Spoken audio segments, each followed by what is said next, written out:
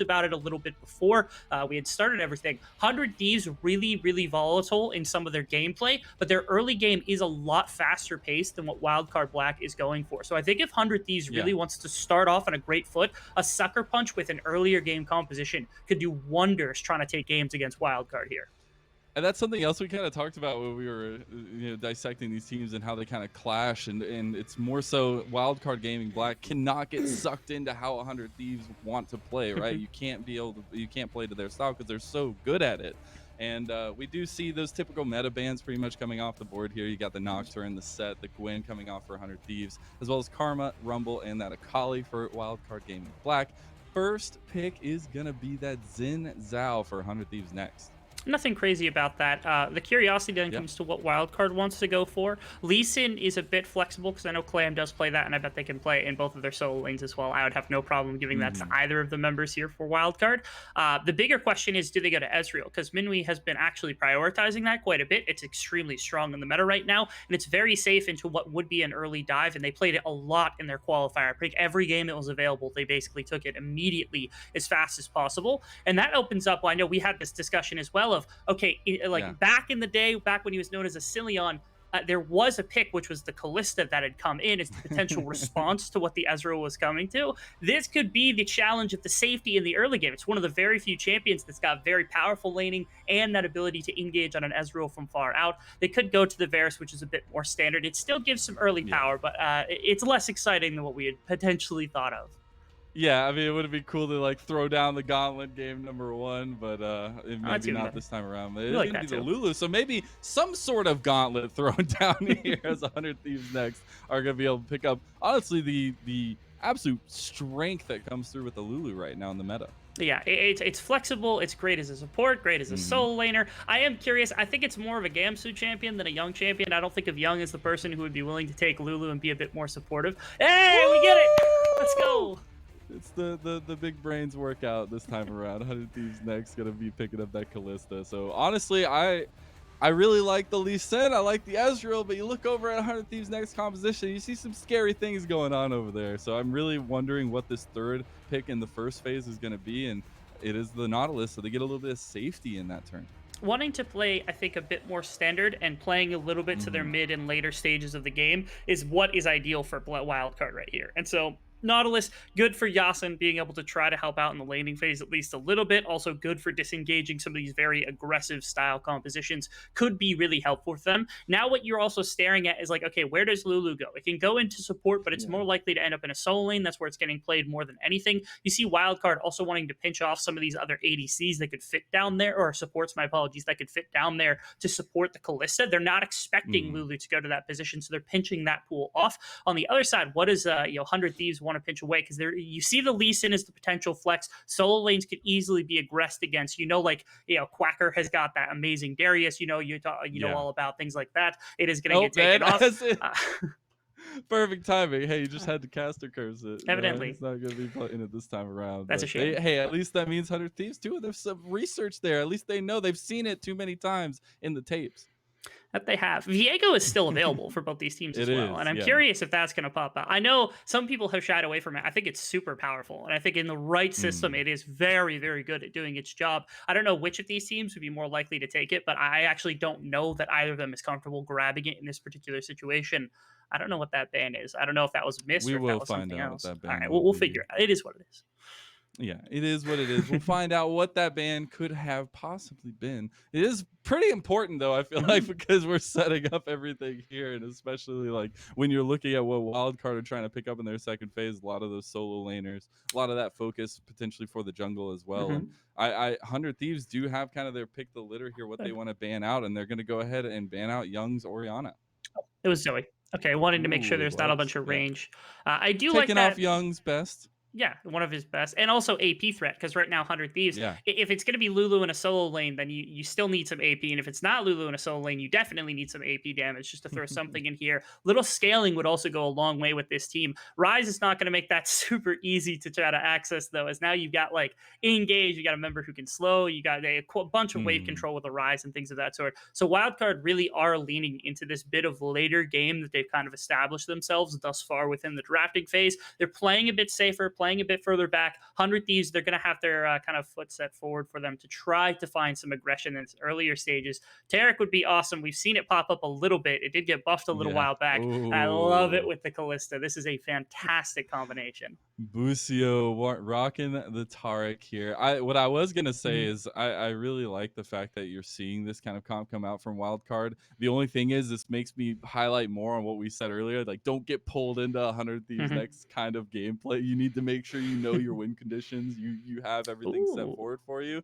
But this throws a bit of a wrench in the works, right? Your team fight composition is gonna be stacked here for 100 Thieves. A little bit different because now Gamsu is going to be taking that Gnar into the top side of the map as another engage option and a little bit of safety. It's a blind pick into anything that you'd want Yeah. to take on the side of Wildcard here. The interesting part is again that it's good at team fighting, but there isn't a ton of massive scaling. You don't think of Kalista as being super late game, Gnar is super late game, Xin Zhao is super late game, and they're still lacking a bit of that magic damage as well, which means that like when these champions start to get bulky, like Lee Sin can get there, Ezreal can even get there Hmm. now with some of the new builds, Ryze can get able to it as well. It's easy to try to itemize some of the armor, and there's not much of a way to get through that. So 100 Thieves, they have gone direct into fight, fight, fight as fast as possible, take over the map and blitz as quick as possible. And now Wildcard, they've taken 4 champions and they said, okay, we can do that. And then the Lucian is just the counterpick to Gamsu to allow themselves a little bit of ability Yeah. to push against what they're operating under. I was gonna say they just had to throw a little bit of spice in there. It's like you Mhm. got the meal planned perfectly well, everything looks beautiful. Mhm. You just throw a little bit of pepper in there or something, just spice it up a little bit. But yeah, I like this composition from Wildcard in their initial thought and the way that they typically like to play, and honestly, the other side as Mhm. well. They both teams seemingly, at least besides Solution Pick, got exactly what they typically go for and are trying to look for. And I really like the setup here from Fallen Bandit Mhm. and Dreher, respectively. But it is also about how much 100 Thieves can get in this early game. Yeah, 100 Thieves, they're the ones that have set out quite a bit. You do have Lee Sin and Lucian on top side You here do. for Wildcard, and Yeah. we established previously also that we think that the top sides are going to be the important bit for both squads. You see them leaning into, again, the safety of Minwi and then Yasin being those 2 players that came off the developmental roster and putting more of that into like what would be Clam, what would be Quacker here for the side of Wildcard. On the other side, everybody can get aggressive at all times. Xin Zhao wants to run rampant on the map. The question I'm having is like Lulu versus Ryze. How's that going to look as a mid lane matchup for who's going to get pushing power? I feel like Ryze should be able to hold his own against the Lulu to start with, but Lulu still should be Yeah. able to get out and about. That 2v2 is very fearsome, especially at that level 6 mark, because of just how lethal Xin Zhao can be. Yeah, I was gonna say it's really to me we set up the top lane or at least the top side of the map, sorry, where you're looking at very strong top sides of the map, especially when you're looking Mhm. at the early game. And if you can get that kind of cohesion coming down, and we've seen Xin Zhao's roam rampant in early games, especially recently. And if you can get the Lulu going there, if you get that priority in lane, I think that can get really scary. I do want to see for Wildcard once you hit that level 6. I need to see some of that realm warp action coming down. I need to see that split lane focus potentially helping out, getting the Lee Sin ahead, getting the solution ahead, or something. And can we also want to talk like broad strokes about what we're seeing here, which is nice from 100 Thieves because like what you've got right now is like a Lulu, you've got like a Callista who's a bit more not a supported champion, but a champion with a lot more type of utility to use in fights as well as damage comparative to some other ones which are just pure damage, things like Jinx, not that hyper carry type. We wanted to see 100 Thieves really come through with a definitive style, with somebody Yeah. to claim the reins to the game and say, I'm going to be the one that starts things off. I'm going to be the one that starts throwing punches. I want to be the primary carry. And of all the players on the roster, I don't think Chad Jungle was the one I thought of to start with, but they're putting a bunch of faith in this jungler. I think Young is super good. I think, in the bottom lane, Instinct is incredibly good. We talked about Busio and Gamsu. All these players are incredible, and this is a fantastic supporting set for this young jungler who's going to come in on this Xin Zhao to run this early game as fast as possible for 100 Thieves. And I think this is finally coming into a style. It's a little bit kind Yeah. of it's volatile. It's coin flippy. At least a little bit. This early game could go poorly, but at least they're giving themselves a style to play with, which is something we've seen them struggle with in the last couple months. And it's easy to find direction when it is your jungler, right? Like when you're propping up a jungler such as Zinzao, they're making the decisions, they're making the movements across the map, and they're able to decide like, are you moving for the objectives early on? Are you looking to take the pressure and invades and things like that? So as you were kind of saying, I think it fits really well, but it's all about like that early game finding where that synergy kind of lies across the map. And for the other side, right? Like you do have some of those early game advantages you can find. You can get priority in lane, especially the counter matchup in the top lane with the Lucian and the Gnar. But it's also about buying some time there, maybe not letting them take the pace with the dragons and things like that, and take objective pacing around the map, especially. The Ezreal and the Ryze are going to take a minute to get into the game. Once They those first are. few items are Yeah. completed, it'll look nice. The big thing for Wildcard Black that I've seen consistently in their wins, it doesn't look as much, but in their losses especially, oftentimes their decision making gets tested quite a bit. And Yeah. sometimes they make bad decisions because there are some young players. Clam, Minui, Yasin are all relatively new to the very competitive space that is NA Amateur at the moment. And so all I want to see is them clean that up. They've given themselves a composition that can sit and wait a little bit and some striking moments with this Lee Sin jungle on top of Evolution into the top lane that gives them something to hit with to start off the game. But the big thing is I just want to make sure that they're on the same page as much as possible. If they're acting divisively, whether it's to continue their game plan or just to try to stop 100 Thieves at some point, as long as they're acting in unison and making proper decisions, that's what I'm looking for here. I don't want to see them continue to fight 100 Thieves over and over again in the river, off tempo, just forcing things again and again, because that is a very slippery slope to a lost game, especially in this first game with what we see for the draft. Yeah, and you've got to start with your best foot forward here in this best of three because it's a quick series, right? And speaking of, we are going to be hitting the rift for this first game. As I said earlier, the journey to proving grounds continues. Best foot forward, 100 Thieves next, taking on Wildcard Gaming. We will see who takes that first win of this best of three. Every single time we load into a game, I have this fear that one day I'm going to see 5 Conquerors on one team. And there's 3 right now here. I saw 4 in the the LPL the other night when I was casting. We saw 4, yeah, close. 4 of them directly in a line, which is kind of insane to think of. And I want to wait for the 5th, but it's not going to come through. Is you got to press the attack so for close. Quacker. It's so close. But the important thing is, of course, like the entire reason I'm even mentioning this, because it's usually not that important, is that Robbie Bob opts for that Conqueror. Instead of going for something like the Phase Rush, which got a bit of its power taken off, or anything else that could come through, like Electrocute for Burst, it is going to be the consistent damage out of the Ryze that he's really playing into. This does play for a bit more of that scaling type build, where you're going to be waiting to put out some of the damage. You're not going for like Electrocute to beat down this Lulu in the earlier stages of the game or something like that. Instead, you're relying on putting a bunch of spells into the enemy team, into these frontliners, and just winning the war of attrition, as it were.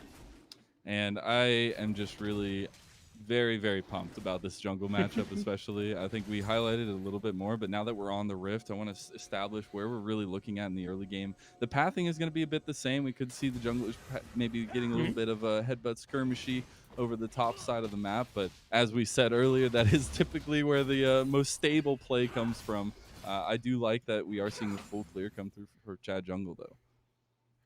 We do. And now it's a question of, okay, I have seen Lee Sins do this before, where like Lee Sin will skip camps depending to try to find an advantage somewhere. Yeah. Right now you're seeing Quacker get kind of aggressive in top lane. I wonder if they're waiting for a slam or something to try to get some aggression into the Gnar or into Gamsu to start things off, which would be a pretty nice way to start. Down the bottom lane, Exhaust already burned. It's a lot of damage coming in early from the Kallisto with the Ren stacks and things like that building up. And Minui, as you said, had to burn the exhaust already. So very nicely done early on from 100 Thieves next in the bot lane, meaning that Chad Jungle gets to focus on top and mid maybe here and establishing exactly what we were looking for. But maybe Clam trying to get under that a little bit. Yeah, the important thing is taking like a Callista Taric is not because you want to sit there and you want to try to scale. You're not trying to outpace this Ezreal or something like that. You want to strike early and you want to control things, which is important because both sides of this are young players. Instinct does play a bit more aggressive. Minui is usually very safe, usually is very good at positioning, but takes a bit longer in the game. Yasin also is typically not. They aren't the best laning pair that we've ever seen in terms of like bot lanes and things of that sort. I'm gonna scratch this point because Chad Jungle's found his way into Quacker right here. Chad's trying to find Quacker, but he is a Lucian, has the dash, not going to burn the summoner spells either. So a bit of time going down the sink for Chad Jungle. Clam taking the opportunity to find one of those aggressive stances and take that side of the Scuttle Crab. Yeah, notice if you will, because like what could have happened is Chad Jungle could have easily just tried to full clear into taking the top scuttle because Xin Zhao is quite powerful, but instead decides to cover for Gamsu, knowing okay maybe there's a possibility for this jungle to come through for Clam to make an aggressive play on top side. So instead fixes the wave by jumping in for that gank. Clam now gets to take top side scuttle and now gets to trade his hand maybe at something, but multiple wards. One in that top, you see that right by the pixel brush location that was dropped by Young, and then also right there dropped by Gamsu himself. They knew there was some shenanigans going on with this wave control from Quacker with this Lucian, and so they're able to try to mitigate any of this early aggression towards the top side. Very well played and very well thought out by 100 Thieves to begin the game. Yeah, and being able to strike when they can and know when not to strike early on is going to be the key to the kind of their game style. And we are seeing the redeploys of the junglers down towards the bot side of the map. Chad is going to be able to get a scuttle for himself, so not going to get double scuttle today. But I would say that it's going to be a little bit longer, at least when we see the Chad jungle really want to get involved. I mean, right now, all of his lanes, except for the top lane, are a little bit pushed in. But he decides instead to just go for the invade himself. He says, Clam, you can find me out, but I'm going to find you out.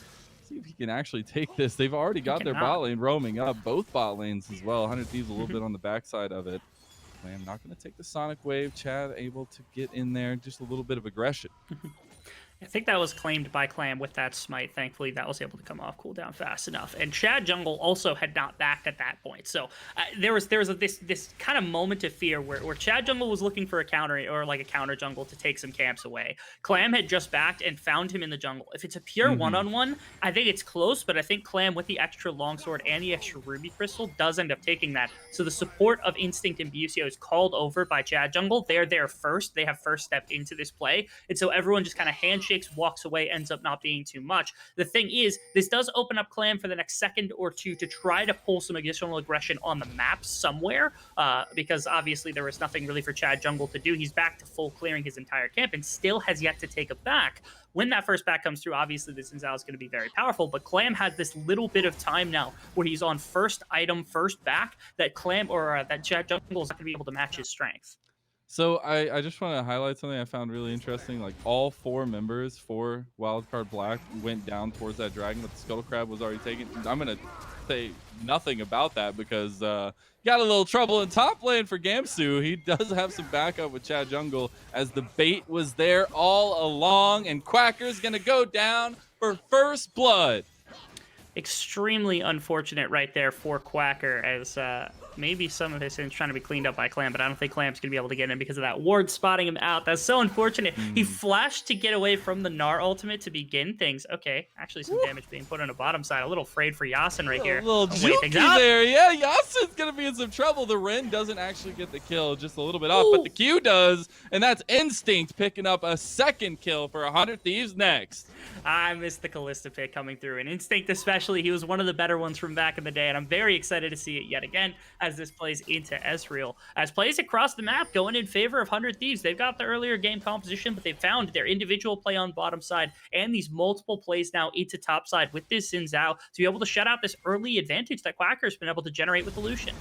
We're going to get to see that, I think, back here. This was so unfortunate. That flash, it's just right out of the way, and a couple of shots here or there would have been enough. Then Quacker right here tries to get away, but unfortunately, there's no way to fight. His flash was already down. E at best comes up, but either way, Xin Zhao's finding that kill. Just steps too far up in that. But again, just the fractions of damage that were necessary right there to win that play as Quacker had to have him feeling so bad. Although I will admit, I remember during his play-ins, he had a play where I'm pretty sure he survived by like literally single-digit health points, and so I don't feel bad for him because he bested his luck against somebody else earlier on in the tournament. 50-50 there. Mid lane, we got some focus though. We got jungler attention. Chad and Clam showing up with a lot of damage already onto Robbie. Robbie Bob's just dead. Young picked up the kill on the Lulu.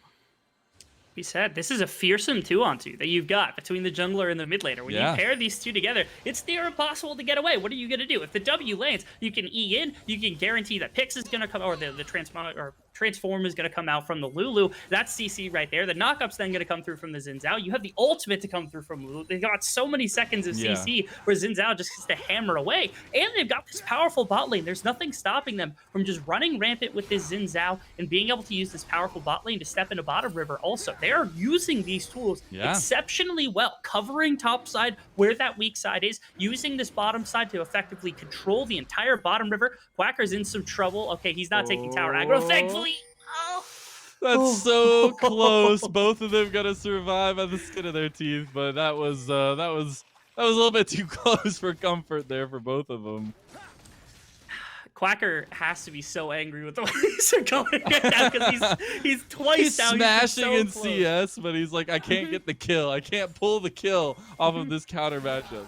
And it's 2 kills that are going over, almost generated by himself. And like, they're not able to find too much so far with Clam. Their bottom lane is like farming, but it's not doing super well, as should be expected with the rest of the map. Robbie Bob's still going to take a little while. So like, this is the one place they can find advantage. Maybe. They've got the power for it. They got the Taric ultimate. If they throw him far enough, they can get it all the way to Chad jungle.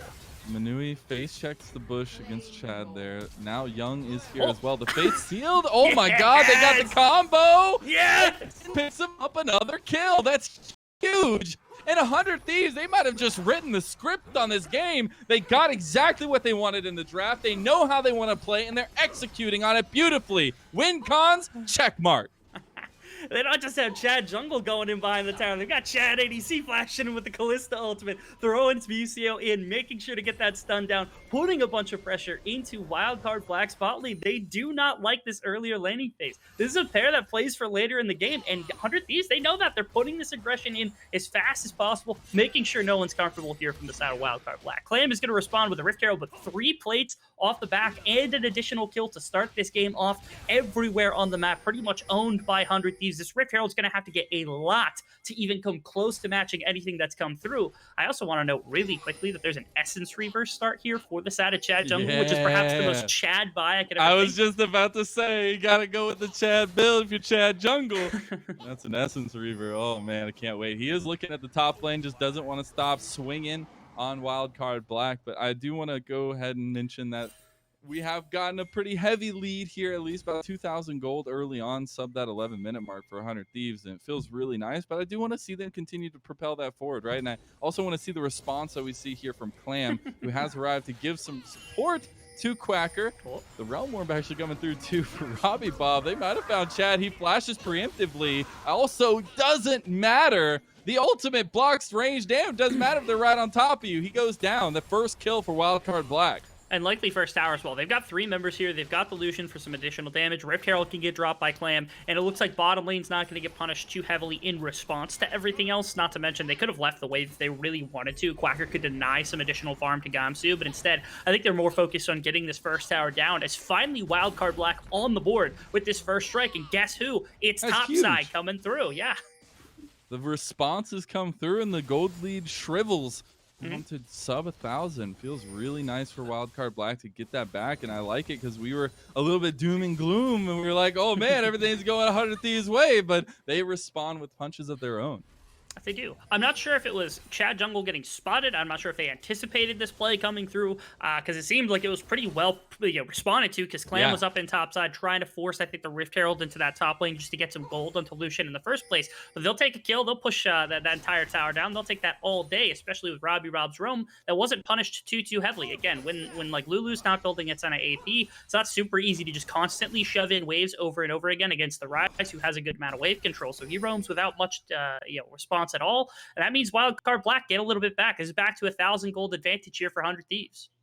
Yeah, it's because the CS differentials are a little bit all over the place. We see like 20 odd so leads across the board here. Wildcard Black actually have a decent amount of those, but now Chad Jungle making his face known here on the bot lane potentially. Wants to go in for the dive yet again. Does have a lot of warding to get through though for Wildcard Black. Oh yes. Justin and Manui learned from the first time.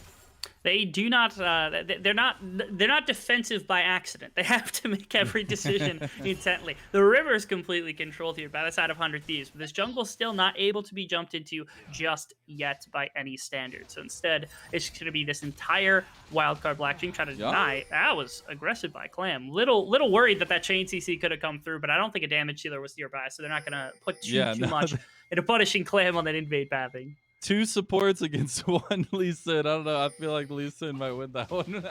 Maybe. We'll see. Because Clay might go for it yet again. But Busio and Co are actually moving forward. They're getting prepped up for this dragon that's spawning in about 5 seconds. It will be a mountain dragon. Could be the second dragon of the game for 100 Thieves next. And Wildcard, they are okay giving up these early dragons. Yeah. They're fine waiting it out, and they'll just give it over. The biggest thing is there are item spikes all over the place here for 100 Thieves. You see, like, Essence Reavers completed. You've got, like, the Immortal Shield Bow completed for the Callista. Those are huge ways to begin the game. It's going to be Ocean Soul. Thank you, Observers, very much for giving us that information. As Quacker's fine, just allowing everything. They shifted everything down a little bit, so a few minions going to be missed here by Gamsu. And he's waiting to try to catch him in this transition. They see him on the ward. Clam's going to come supported as well. It's not going to be too much damage to come through here. So instead, that wave's going to be caught for the most part. As now 100 Thieves, like, okay, are they getting enough in this early game? This double dragon start, all this stuff. Can you match the scaling that's going to come through from Wildcard Black? Can you slow them down so that maybe you could try to find a couple more solid fights in your favor before this really starts to come through? I'm eyeing right now, like, you've got Sunderer that's going to be coming out for, like, the Ezreal. You also have what will be Riftmaker coming through for the Mirage, which is an absolutely filthy build when you've got Conqueror, because you've got so much self-sustain. You can essentially 1v5 on the Rise, and when that comes through, usually it's 2-3 items. It's a little bit longer than a normal build, but it is huge when it gets that done in a side lane. And so there's a lot of threats that are slowly creeping up on 100 Thieves that they're going to have to respond to here in the next couple minutes. Otherwise, they will just get run over eventually. And that's where I thought, the early advantage for Instinct on the Callista, you can kind of propel that a little bit more. You can maybe focus down that bot lane. But as we've seen, Minui and Yasin have been so defensive down there. They've been able to keep it up. And yes, they are losing a little bit in CS. They're losing a little bit in kills, but they haven't, there's not a full-blown leap going on down there just yet. So I really like that from them. But I want to see Chad Jungle get a little bit more involved on the map. Oh, yes. I want to see a interaction being forced by multiple members. And you want to see 2v2s, 3v3s, because the thing is, when Xin Zhao and Lulu are paired together like that, especially when you get Callista to throw an ultimate in, you got, like, Taric ultimate to throw into that as well, it is so insanely difficult for Wildcard Black to try anything, even this early. If you're even in gold, doesn't matter, because that CC chain, all the damage that comes through from that combination of abilities is really difficult to respond to any time in the game, not just, but this early especially is where that's going to be most effective. So 100 Thieves, especially Rift Herald, maybe next Dragon, those are going to be the really key points here for them to try to break this game back open in their favor. If they're able to get that Dragon, maybe a fight off the back end of it, that's where they're going to be able to force interaction as much as they want, because Wildcard is then fighting for their lives against what will be a potential Ocean Soul. And we've already slated that the team fight for 100 Thieves is really nice, especially if they have one direction, if they have one shot caller that they're all listening to. Like, this team fight looks really, really nice. And it's about Wildcard Black being able to take and pick apart the 100 Thieves roster if they can, as we do see the Rift Herald already started up by Wildcard Black. We see the wonderful vision toggle from our observers. 100 Thieves don't see anything, but now they see the enemy team.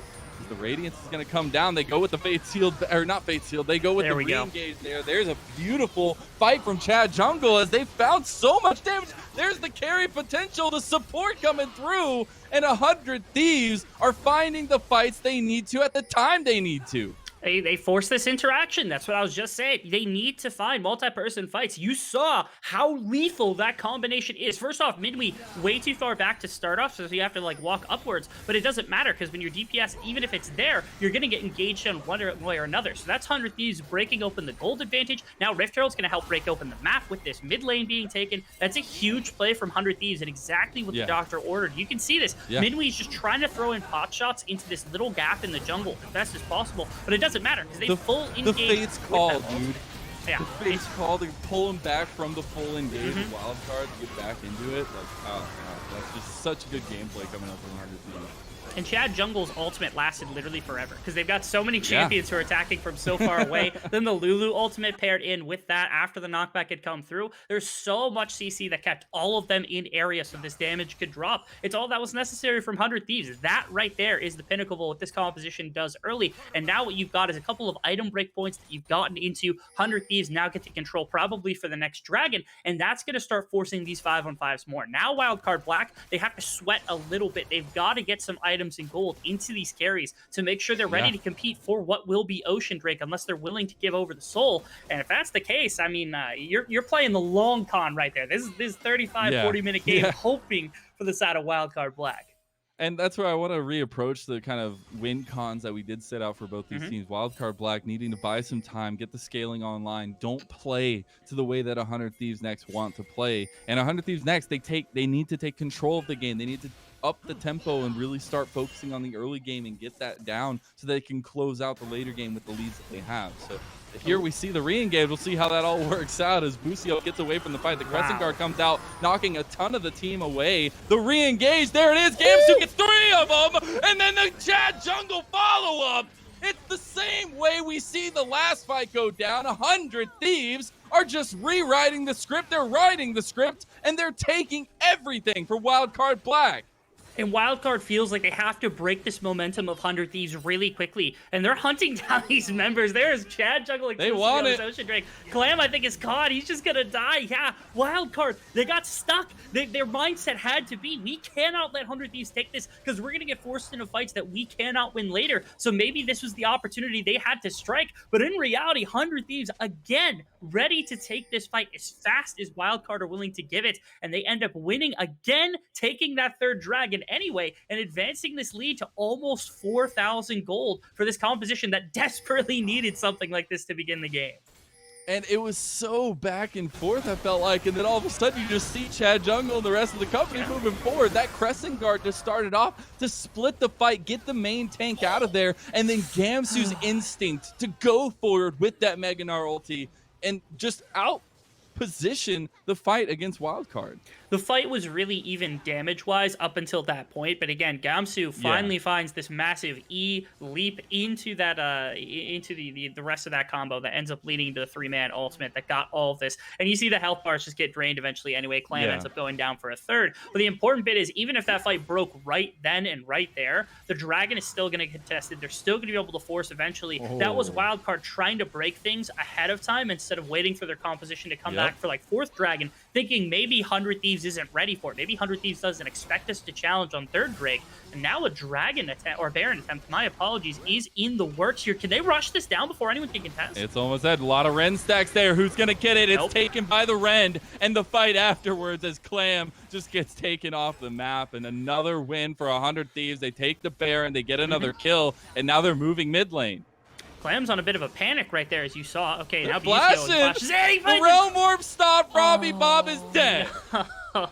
Oh, so sad. Now Rise is taken off the board. Clam and Rise both gone. Quacker is pretty much the only one you've got left with significant damage to try to clear these waves. But this is almost certainly an inhib that they could just rush down with only the minions they've got. They've got 2 right here. It doesn't look like they're actually pushing too hard for it. They're just going to reset off the back of this one and take their gold advantage. It has ballooned to nearly 5,500 gold. But right now, 100 Thieves is just a rock that Wildcard is breaking themselves against over and over again, trying to find something, but they just have gotten desperate, trying to get into this comp, trying to slow them down, but it's just not working at all. Yeah, as you said, you know, maybe feeling the pressure of not getting forced into fights, trying to take that early fight. They had all hit the mythic item spikes, right? Like, they feel confident in that fact, but you still have a lead that had been developed by 100 Thieves. You got to take that into account when you go into those fights. And it wasn't there for Wildcard Black, but they wanted to force it anyways. And now 100 Thieves took that. They took the tempo that they got off of that, took the Baron, and now they have that complete control that we wanted from them all along. Yeah, in the spike that's going to happen here for Instinct on this Kalista, getting the Runeans to come in alongside the Rageblade and Shield Bow, I cannot even express to you how much more powerful Kalista is about to be than Ezreal for this upcoming fights, especially in the Dragon in about 2 minutes with those items. There's going to be near nothing that can stop this Kalista from just ripping through every member of this team. It's not fast enough for Robbie Bob. He's got 2 items, but again, it's that 3rd item that really starts to make this build feel fearsome when you've got a little bit of penetration in your back pocket. Quacker's powerful, but he's not powerful enough to kill through the entire team, especially with like the Goredrinker coming in for some additional sustain on Chad Jungle. And Gamsu is still this massive playmaking difference. He's down 60 CS, but it simply doesn't matter when Gnar Ultimate's the only tool you need to break open these fights. Wildcard, I don't know that they can actually slow down the pace here. They almost certainly have to give up soul points, and then they're going to lose a fair amount on this first Baron. 2nd Baron might be the only place that they have the option to even contest against the side of 100 Thieves. I just worry when you see this comp with an Ocean Soul, right? Like this, it's already so much Yeah. disdain in the fight. You already see how much that shines through in the team fights when they're able to just push forward with no rhyme or reason. And with that Ocean Soul, it They makes don't that see it even yet. easier. Manui might be caught here on the side, but no, not going to be. That is a Young death moving brush if forward I've ever has seen a one. lot of death brush people there. They're going to find it, but the Cosmic Radiance comes down just in time, going to save a lot of the damage from going down. As you do see Robbie Bob using the Realm Warp just to make sure he can get to the fight. They can't move forward now, though. They want to take it into at least the minions that are trying to take down the tower here. As 100 Thieves are actually sticking around. They want to continue this. Oh, nice flash away, though. Is going to get out of dodge for 100 Thieves for now, but staying around a little bit too long, I feel like, as Wildcard sense it. They're moving forward on this as TP's now coming in the flank, and they thought it was, but it's all a bait, No. baby, as the Maganar comes in with a triple, and that's gonna be a wipe. One member down for all. You take those trades all day long. 100 Thieves rising up. It looked like what was happening there was Wildcard was going to try to use some of this health trading and put some additional pressure on, maybe to get resets to have their health higher for the fight and use that advantage to push into the Dragon Pit and try to stall this game an extra 5 minutes. But instead, they were just like, we got 5 members, they've got 4 members, we can look to fight. They've got a Lulu for shielding and a Taric for healing. You're not going to win the war of attrition on that one when they've got the double healing. Yes, you lose 1 member, but you lose the entire fight off the TP from Gamsu, who finds another Flash Star ultimate into the wall, and that's going to break this game entirely open. Almost certainly the swan song that's playing now in the background for the side of Wildcard Black, because that's multiple inhibitors down. That's Ocean Soul going over. Baron Timer's pretty much the only thing they're waiting for before this base just gets run into by the side of 100 Thieves. And now I think I think I'm comfortable saying it's time for Wildcard Black to think about what they can do for game number 2. Yeah, the confidence that I saw in Wildcard Black's face going into that engagement, like, okay, this is our moment. This is it. It just didn't work out for them. You do got to kind of feel for it. But as you said, kind of looking towards that next game, maybe just trying to take the blows where you can here in this first one and try to figure out what works, what doesn't, and the approach to next game. Meanwhile, 100 Thieves, I would like to see them close this out pretty cleanly, pretty quickly, right? They've got such a lead. They're circling around about 10,000 just under. And if they can find that quick lead out close, it also helps them with the second game. As Yasin, he got the blue. A little bit caught out here. He got blue though. He got blue. He's gonna give it right back though here in just a moment. Maybe not. Okay, there it goes to Gamsu. He's on a killing spree now. It was so close. He almost pulled a heist on the Thieves themselves, but the Thieves are definitely looking to complete this heist here. Manui's just gonna be dragged down to the dirt by Chad Jungle. This is problematic. Now with 2 members down, they can even just walk into the base. They have to wait for a minion wave to come through. Okay, they're looking for individual one-on-ones. Now Clam's not going to find it. The double Shirelius is going to get him in range. Taric! Young mid. There it is. He's got his own killing spree here. We got kills across the board. The KDAs are going to be looking real nice for 100 Thieves next. Yeah, and for game number 2, like, global tools is something I'm thinking about where it's like, okay, if Gangplank is around, if something like that is around, you can maybe affect the map a lot more. Because the Lucian lane obviously wasn't fantastic for setting this up. It like, went well, but it didn't go well enough, as this is the final fight. We're just casting over people getting beaten down for some padded stats. And yeah, you're gonna see just the hunger in the eyes for 100 Thieves next here. They don't even have a minion wave just yet. They're just moving forward under the towers because they've got such a big lead. But they are gonna have to take some time for this one. But I gotta say, I'm just Gamsu's just gonna die here. Let's the wild growth goes on himself. I know, he used it on himself. The ultimate troll, the ultimate BM. But 100 Thieves are at the vault. They've knocked out the security guards in Wildcard Black, and they are looking to take it all. The heist is on, and 100 Thieves take game number 1. Looking extremely clean in their first game. Wildcard Black, not a pushover team in the slightest. So a dominating win this bad for this earlier game composition, it bodes very well for 100 Thieves' chances, and especially for their development. We've been wanting this team over the last 2 splits to put in a lot more, to show the growth that we expected from them. This was one of the first instances I've seen of really being happy with everything they did over the course of the entire game. There's the one brief moment of like, they got caught out in top lane, but outside of that, everything was amazing. They played every way that they needed to. The high aggression, high start line and high tempo to begin the game seemed to work extremely well for them. So I want to see what they can build on in game number 2. Wildcard Black, they gotta find an answer because that was not pretty. 100 Thieves had the script on the wall. They just read by it, every line, check mark. Yep. All right, we're good. We're good. Every single thing that we set up for them seemingly went their way. And for Wildcard Black, I do feel like they did buy into the way that Iron Thieves were wanting to play. They took that one fight where they felt the tempo was down. They needed to make that resurgence at that moment. Didn't go their way, and after that, it's just snowballing down.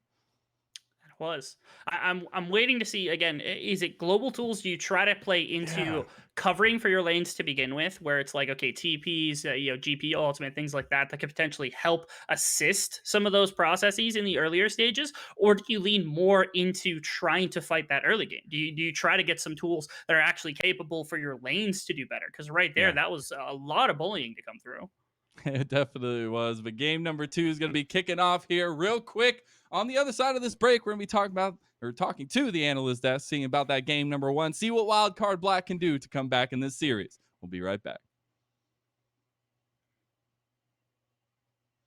Does have some backup with Chad Jungle, as the bait was there all along, and Quacker's going to go down for first blood. Right now, also want to see the response that we see here from Clam, who has arrived to give some support to Quacker. The Realm Orb actually coming through too for Robbie Bob. They might have found Chad. He flashes preemptively. Also, doesn't matter. The ultimate blocks range damage. Doesn't matter if they're right on top of you. He goes down. The first kill for Wildcard Black. And likely first tower as well. They've got 3 members here. They've got the Lucian for some additional damage. Down. They go with the Fate Sealed, or not Fate Sealed. They go with the re-engage there. There's a beautiful fight from Chad Jungle as they found so much damage. There's the carry potential, the support coming through, and 100 Thieves are finding the fights they need to at the time they need to. Close out the later game with the leads that they have. So here we see the re-engage. We'll see how that all works out as Busio gets away from the fight. The Crescent Guard comes out, knocking a ton of the team away. The re-engage, there it is. Gamsu gets 3 of them, and then the Chad Jungle follow-up. It's the same forward on this as TP's now coming in the flank, and they thought it was, but it's all a bait, baby, as the Maganar comes in with a triple, and that's gonna be a wipe. 1 member down for all. You take those trades all day long. One Lamb's not going to find it. The double Shirelius is going to get him in range. Derek! Young mid. He's got his own killing spree. The ultimate troll. The ultimate BM. But 100 Thieves are at the vault. They've knocked out the security guards in Wildcard Black, and they're looking to take it all. The heist is on, and 100 Thieves take game number 1. Looking extremely clean in their first game. Wildcard Black not a pushover team in the slightest. So a dominating win.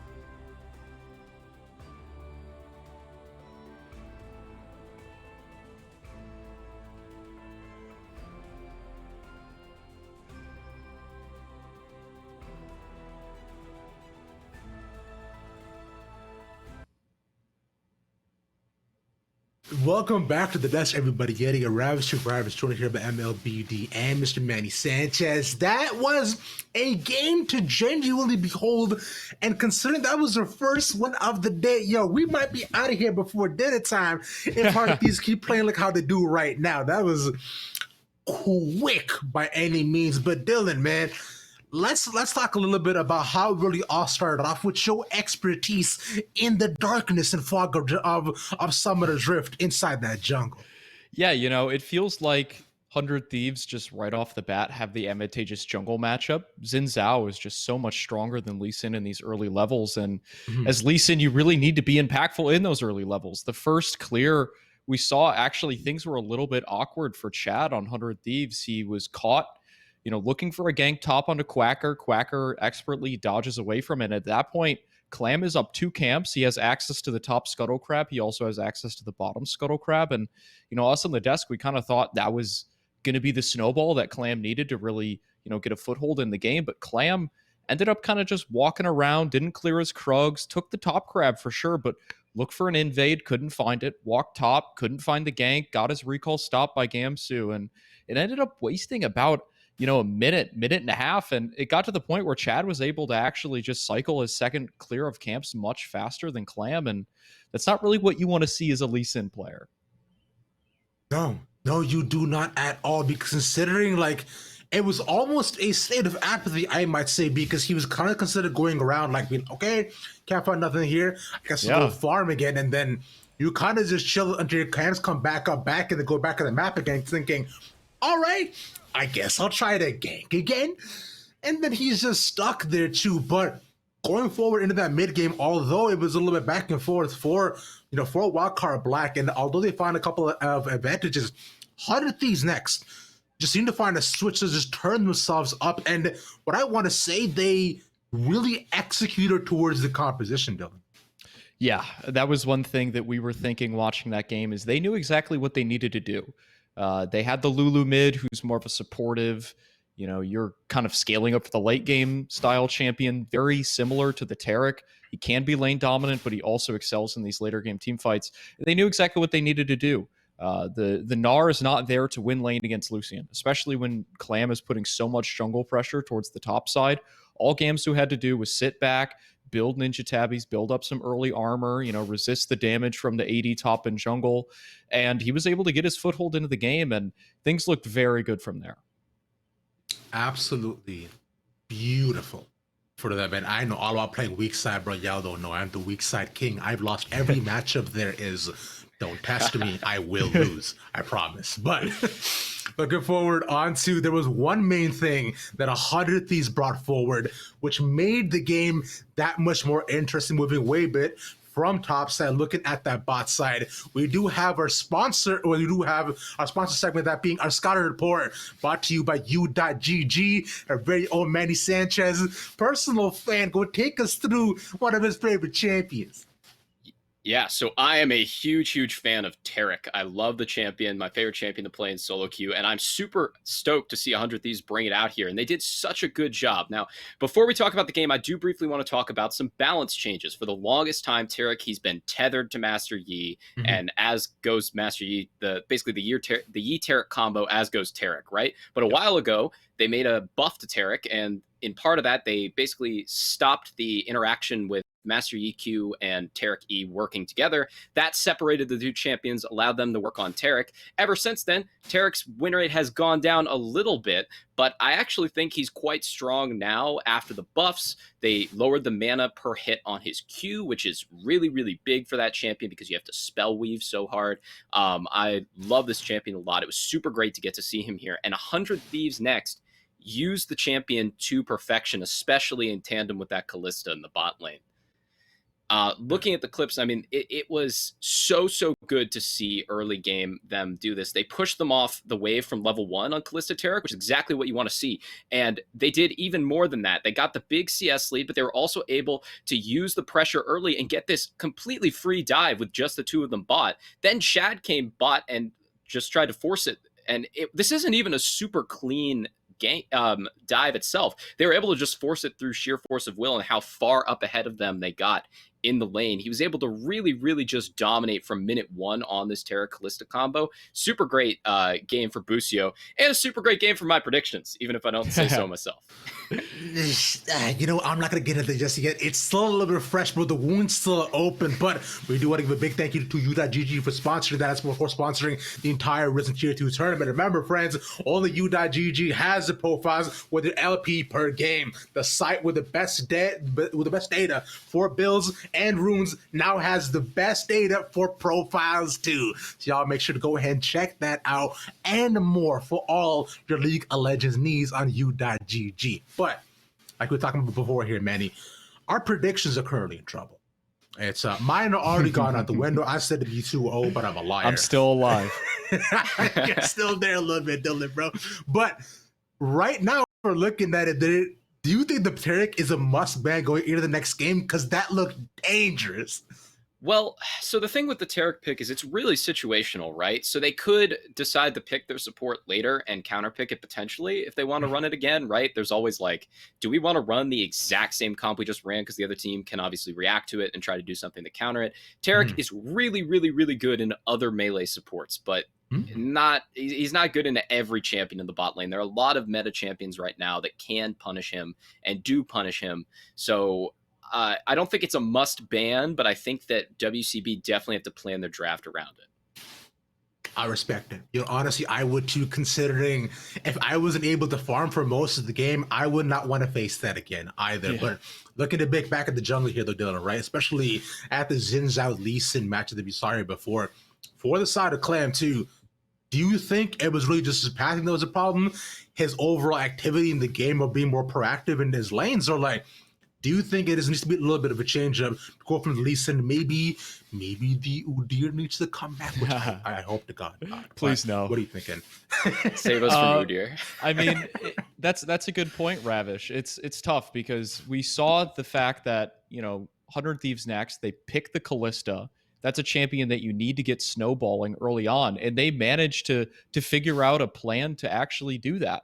When you look at Lee Sin, he's a very similar champion. It's very similar to, the Lucian top, and that you need to get these early game leads. You need to get snowballing on the map, and it's very difficult. I mean, looking at the damage to champions, like, oh my God. I mean, Clam is down there with the 2 supports in that he really did not get to do too much this game. I think he was set up to do a little bit more. He had a bit of a questionable map read. He probably wanted to try and look for a top gank onto the Gnar when the wave was bouncing back at level 4. But I mean, at the end of the day, that's the kind of that's the cost you have to pay when you go for these ganks, right? Everything in League of Legends has an opportunity cost because you can be doing something else with your time. And when you're jungling, it's all about finding that balance between how much do I want to farm and prioritize my own lead and how much do I want to impact the map. And I do think that this game, Clam, he tried too hard to impact the map. Now, that dog outside, Dylan, has signaled to all of us that it is time for us to throw over to our casters. The draft is all about ready, and he knows it too. So you want to see the game number 2 coming at your face in just a couple more seconds. So Rebel Fox and Lennon Mazel White Senior, let us know if this will be the last game of the night. Thank you so much, Ravish, as we're going to be getting into game number 2 of this Risen Champions League 2021 Summer Split Kickoff between 100 Thieves Next and Wildcard Gaming Black. That game number 1, 100 Thieves, as I'd said, I'm going to give you the imagery again. They're at the vault. The guards are off, tied up in a corner somewhere. They're about to perform the best heist that they have, and starting us off here, Rebel. They definitely looked amazing in the first game. They built themselves a competition with an identity. They played to that identity, and it was fantastic. Yeah. And that's exactly what we want to see. So now it's up to, okay, can Wildcard Black come back in a series where they just got thumped that hard by a team that usually doesn't draft that well, usually doesn't play to that kind of advantage that they generated? I think there's plenty of things we can improve upon for both the draft and for gameplay. The biggest to me, I came up with a phrase for this and didn't tell you guys, surprise you with it, is the duo between Clam and also Robbie Bob in the mid lane. Yeah. They played together a little bit in collegiate during a tournament, and that kind of synergy never really showed during that game. They didn't pair up together too much, and neither one of them had this massive impact on the map. Those are 2 of their most influential players. Both of them need champions they feel more comfortable to make impacts on. Otherwise, again, 100 Thieves just gets to run the map. Yeah, and second game, we got to see that duo, that mid jungle duo, come to The Purr fruition duo. here for the Purr duo. Sorry, I'll make sure to keep that in my vocabulary. But we are going to be getting into game 2 draft here. It's going to be a fun one as we got to see what Wildcard Black can pull out of their sleeves here to stop the 100 Thieves. That is the case. We'll see if they run back similar bans. I can imagine Lulu and Karma are going to be removed because neither one of them actually want to try to interact whatsoever with anything that comes through from them. Gwen also being taken back. But you remember there's champions that I don't think were taken off the board too heavily in the last game. And I'm curious how many of them peeked their heads in. So like Rumble exists as a champion that like I think got banned, but it wasn't like super prevalent. You have like Renekton that wasn't around too heavily. Viego was hovered, but didn't end up getting taken, I don't think, during the course of that one. These are all champions that would end up coming through. You also think like Senna is something that Minui goes to when the Ezreal doesn't work. That's something else to consider. So Tom Kench potentially being on the board is another option here for Wildcard Black. There's a bunch of tools from the tool belt that have not been burnt quite yet from both these teams that have the potential of being, different options for this game number 2. Yeah, and I do like we're seeing the switch up of sides, right? We get a little bit of a different look. We get 100 Thieves with that counter pick in 5th and see some changes, at least in how quickly they can pick up their composition and what they're looking to pick up for Wildcard Gaming Black. But it is, as you said, the Lulu banned away by Wildcard Gaming. They also take away that Akali and the Gwen Karma bans. Karma just staying off the board. We cannot see those enchanters in the solo lanes. Yes, they go support occasionally now, Rebel, but it's those solo lane priorities there for those enchanters. Oh, Ooh, it is an Ezreal ban. yes. I have to assume that the hover there meant that it was an Ezreal ban. So our producers will probably tell us whether that was or not. Confirmation it was. Okay, it was perfect. an Ezreal ban. Perfect. They ban away the Ezreal. No. Maybe they are just opting into that Senna Tom Kench because they can pick it in the twofer. I wonder if that's the case. So you wouldn't pick one of those two first. So then what is the question of what do you go to first? I think Renekton or Lucian fit that bill pretty heavily because both of them good as flex picks between multiple roles. I think Renekton is really good for Robbie Bob and it gives a lot more prevalence and that's huge for them. And that's what I want to see. That's what we want to see, right? We want to see Robbie Bob. We don't want to see like Robbie Bob, the Rise player who goes 0-4 in the laning phase. We want to see Bobby Rob, the Zed player who comes out and absolutely thumps kids in the laning phase, man. And that's what the Renekton's here for. And there's still some flexibility there with the Renekton as well, so they can still play to that hand too. And so this is where I'm looking to 100 Thieves next. What they want to kind of set themselves up with. I still expect them to focus that early game, find those compositions that really can get the tempo up for themselves, and they do grab that Rumble as their first pick.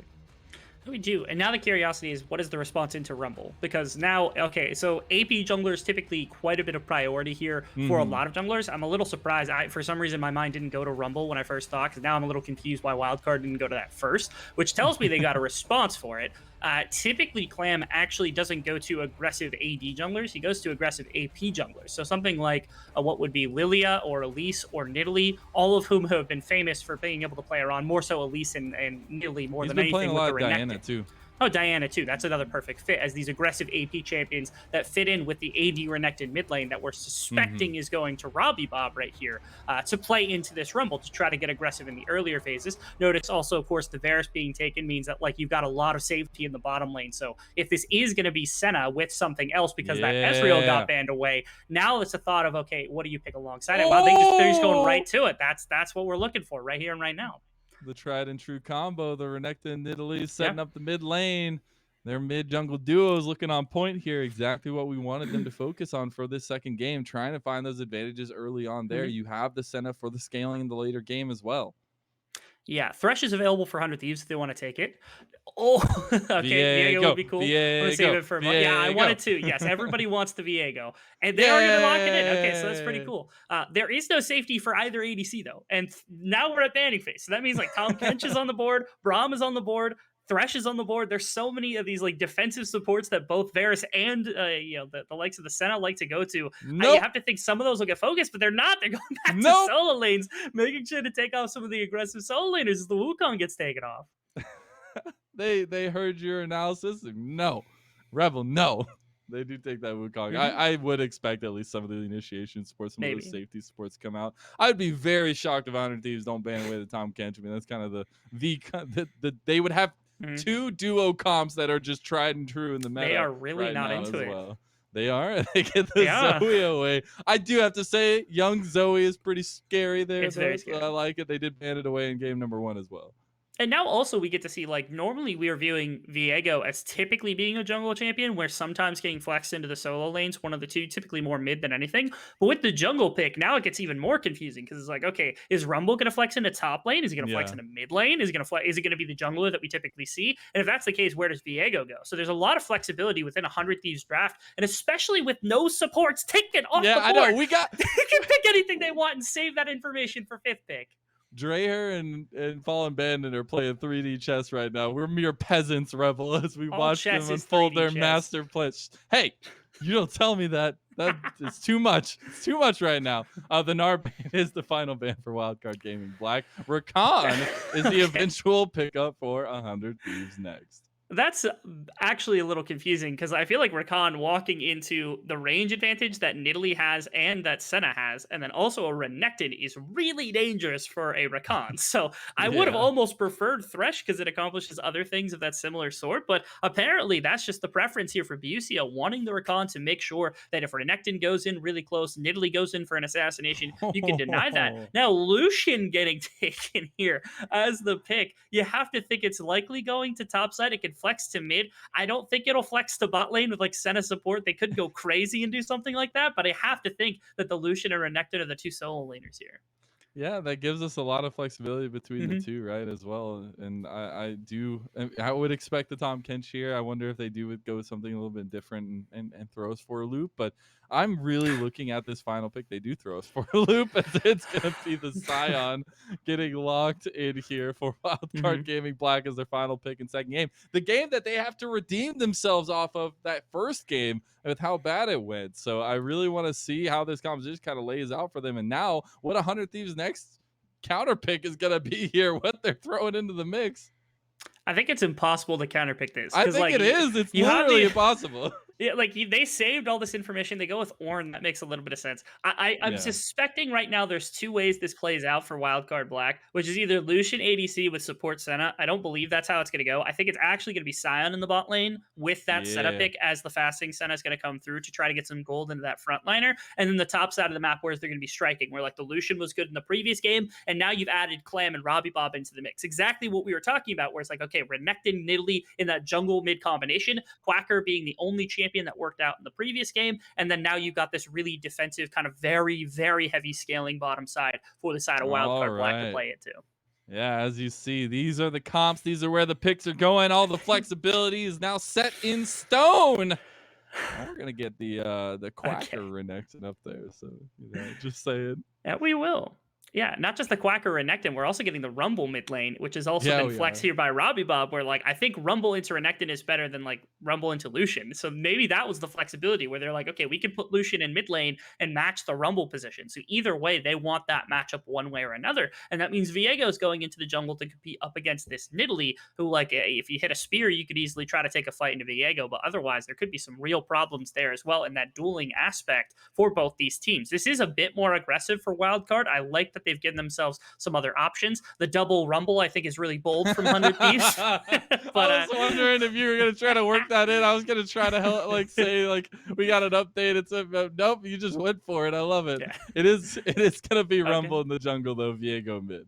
Okay, this is what I thought it ended up having. So now, range advantage, everything else to come through. 100 Thieves, I like Young being on Viego because there's a lot of explosiveness to come through. And both bot lanes are a little bit further out from having this massive impact, unlike last game where we saw like the Callista with the Taric and their ability to play in bot side. I expect a quieter bot lane, and I expect a much louder top side from both sides. And I think if Wildcard Black wants to take a game, potentially contest for the series, this is the style that they're looking for. The very defensive bot lane, the scaling bot lane with an aggressive top side that can actually make things happen.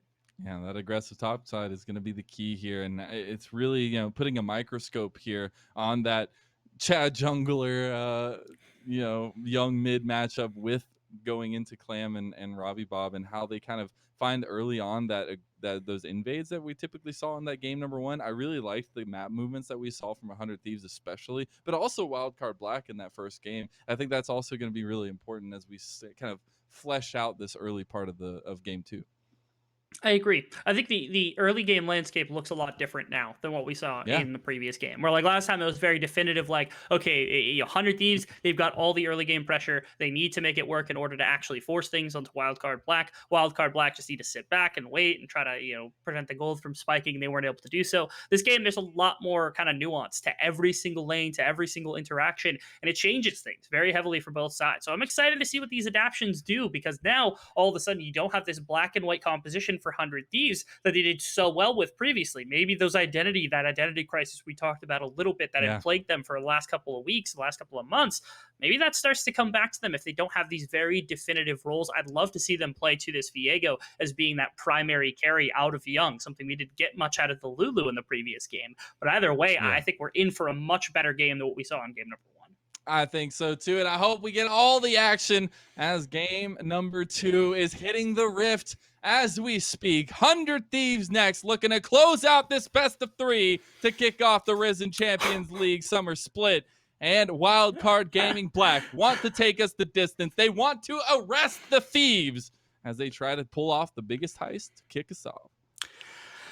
Instinct feels as though he is under zero threat because what you're looking at is a flash and a teleport instead of one of the combat summoners that you're normally going for. So Instinct really intent on making sure these waves are in the right position, being able to almost solo lane as this Varus. That tells me, if anything, that Busio wants to get out and affect the map more than anything. And that's, I think, a very important change up for 100 Thieves is Busio's ability to affect the map now has a bit more boon to it if Instinct can stay safe away from this like the Senna and the I said almost a Tom Kent because it's so common, but it's the Scion. Say they're that's in both the big bot lane. bodies, they both have Yeah. shields. I don't know. They both move far with their ultimates. It's just trying to help you here, Rebel. No, but for me, it's interesting because when we were talking about these teams, we were saying like both these supports like to stay attached to their ADCs. They don't necessarily like to roam. Like if the option is there, they will, but they don't necessarily like to. There's a lot of focus on keeping that bot lane stable, but maybe adapting a little bit here for 100. Maybe wanting to make sure that they can play a little bit more of a fluid game than having just a very definitive place to be and making that aggression. Because again, if you swing really hard with that early game composition and miss, then things go very terribly for you very quickly. So this is a bit better of a team comp because now you've got like Ornn can play a little bit later. Rumble's better at team fighting. You've got some different scaling options. Your team fight is a lot more of a focus here where you've got like the Ornn and the Rumble ultimates to operate under. There's a lot different comparative to what we saw in the first game for 100 Thieves that did work so well. So now we get to see, what does it look like when they have a composition that's not designed around one really big win condition and instead is built around a bunch of players doing things in tandem with one another. And speaking of that, this early pathing here for Wildcard Black, Clam quickly taking the clear from buff to Gromp to buff and trying to maybe get something going earlier on here, get one of those spears landing early, feel really confident with that and let that carry forward Wildcard Black. And on the other side, you're just getting the full clear coming through from Chad. He knows that it will be those ultimate spikes and things like that Like that a come Quacker online for 100 Thieves. But yeah, it's Oh, no. Okay, so Quacker was able to get this really massive ward. They have the shove in mid lane as well to try to put some pressure onto this Rumble. The problem is, look at that ward right there at the jungle entrance. They're going to be able to see it coming. So now Robbie Bob gets pulled off. They can maybe siphon this red away because there's no option for it. I am a little worried for Robbie Bob here, but unfortunately, Young has such a stacked wave on that third coming in that there was nothing to be done right there. Robbie Bob played that super well to be able to get that red buff off, prevent Chad Jungle from staying in that top side and just pilfering away camps here as Clam on this Nidalee already looking much better to have an early game up against Chad Jungle, who kind of ran the map in the previous one. Now, again, Quacker's here for support much faster if they want to take this engagement. Instead, Clam's just going to walk away, probably go for Scuttle Crab after, pilfering off a couple of these small crugs. Yeah, I love this from them, though. Quacker's moving forward, the slices and dices, but can't get it after the flashes are traded. They're going to go for the re-engage. The double knockup is here, and this is not looking good for Wildcard as Young is helmeted up as well. A lot of healing can be done, but Young is flashing over the wall. First blood actually goes over to Clam. Quacker quick to follow, though. That's a 1-for-1 trade as the spear lands. The re-engage could come through for 100 Thieves next. There's a lot of damage on the board, though, for Robbie Bob and Clam as these spears and these piercing lights hit. There is going to be a lot of trading. The TP's now from Young into the fight. He has the miss to help him get over to Clam. I'd still be looking for it. They really want to get Clam. Here's Chad on the other side, just building it up. There's a beautiful stun. Young gonna get it. Maybe the spear lands on a Chad. He wants to get some damage. Chad Jungle is gonna be picking up the kill. And Young says, I don't even need your soul. I don't need to possess you. That was, it started off as a tragedy for Young because like he like goes over the wall with his W to try to find a stun onto Nidalee and doesn't get it, goes down, gives over first blood. You'll get a chance to see that here just a little bit after this play develops a little bit. This was super aggressive. I love the idea from the Nidalee and the Renekton trying to get aggressive into Rumble, just making sure Chad Jungle doesn't have the impact. When they got boxed in right here though, there was some real fear. And then of course both mid laners moved. Viego was able to get here quick. Look at this though, right here. It's so painful to watch. He just shorts his W, and that's what costs him first blood over to Clam. Then Quacker gets run down trying to support this play, and it's Viego who eventually ends up teleporting in and getting another kill because, of course, again, this is just a bit of overstepping. This is that decision-making kind of deficit that I've talked about a little bit with Wildcard Black. They overstay this play. They could have traded 1-for-1, getting Nidalee a lot of pressure and making sure Chad Jungle was shut down. Instead, they overplay their hand, and they end up losing another life, giving the advantage back to 100 Thieves. The big point there was nothing about the gold separation and everything. It's just the fact that Chad gets his red back. That's all that matters in the grand scheme of things. he let them take it so that he could eventually get the kill and kick it back so the timer exists longer. That's 10,000 IQ from Chad Jungle right there.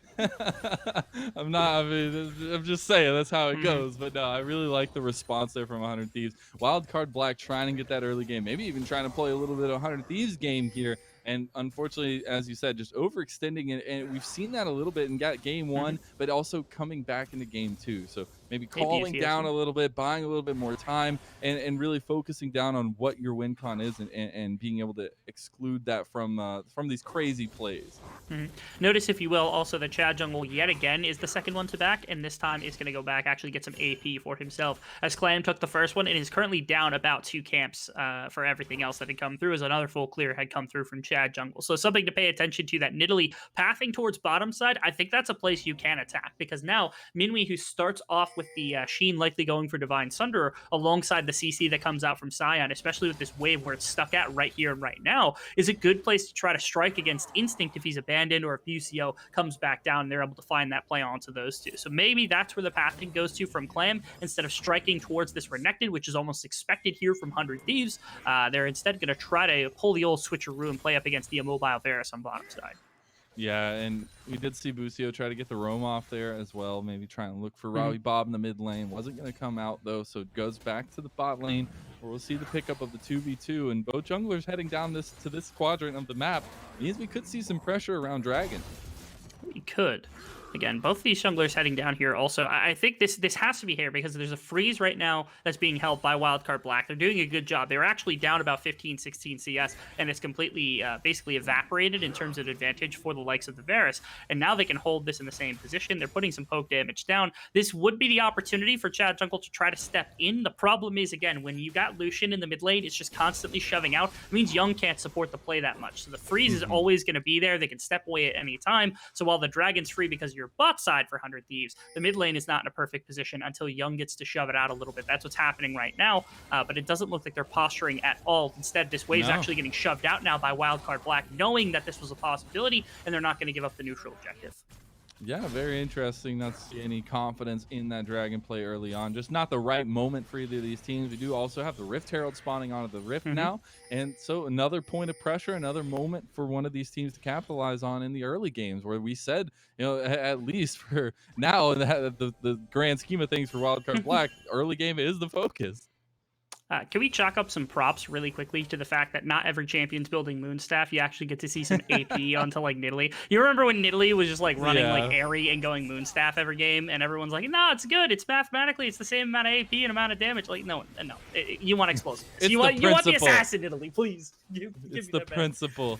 The principle of the matter is 100 Thieves taking the first dragon at the game. It will be a Cloud Dragon going over to the Thieves.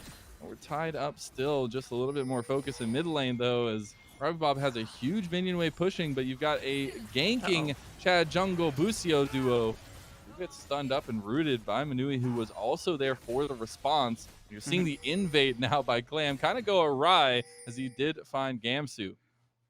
Yeah, attempted plays into the mid lane here. Really nice. I think one thing that did come from this, from 100 Thieves, is that the push that Robbie Bob had is going to get canceled, so they can still move. And now you've got Rakan on top side. You've got Rumble on top side. You can compete for Dragon, or my apologies, for Rift Herald if you're there, but they can't step into River because Minui gets there, gets that push back with Robbie Bob, now can step into the River. There's no way to compete. You also had the push from, from Renekton in the top side, who was able to make that work. So many members from Wildcard Black were here to make sure that this was going to come through from them, so they're going to strike first, and Shelly's going to go into their back pocket to get some of this gold. This is so much better of an early game from Wildcard Black than what we had seen in the previous.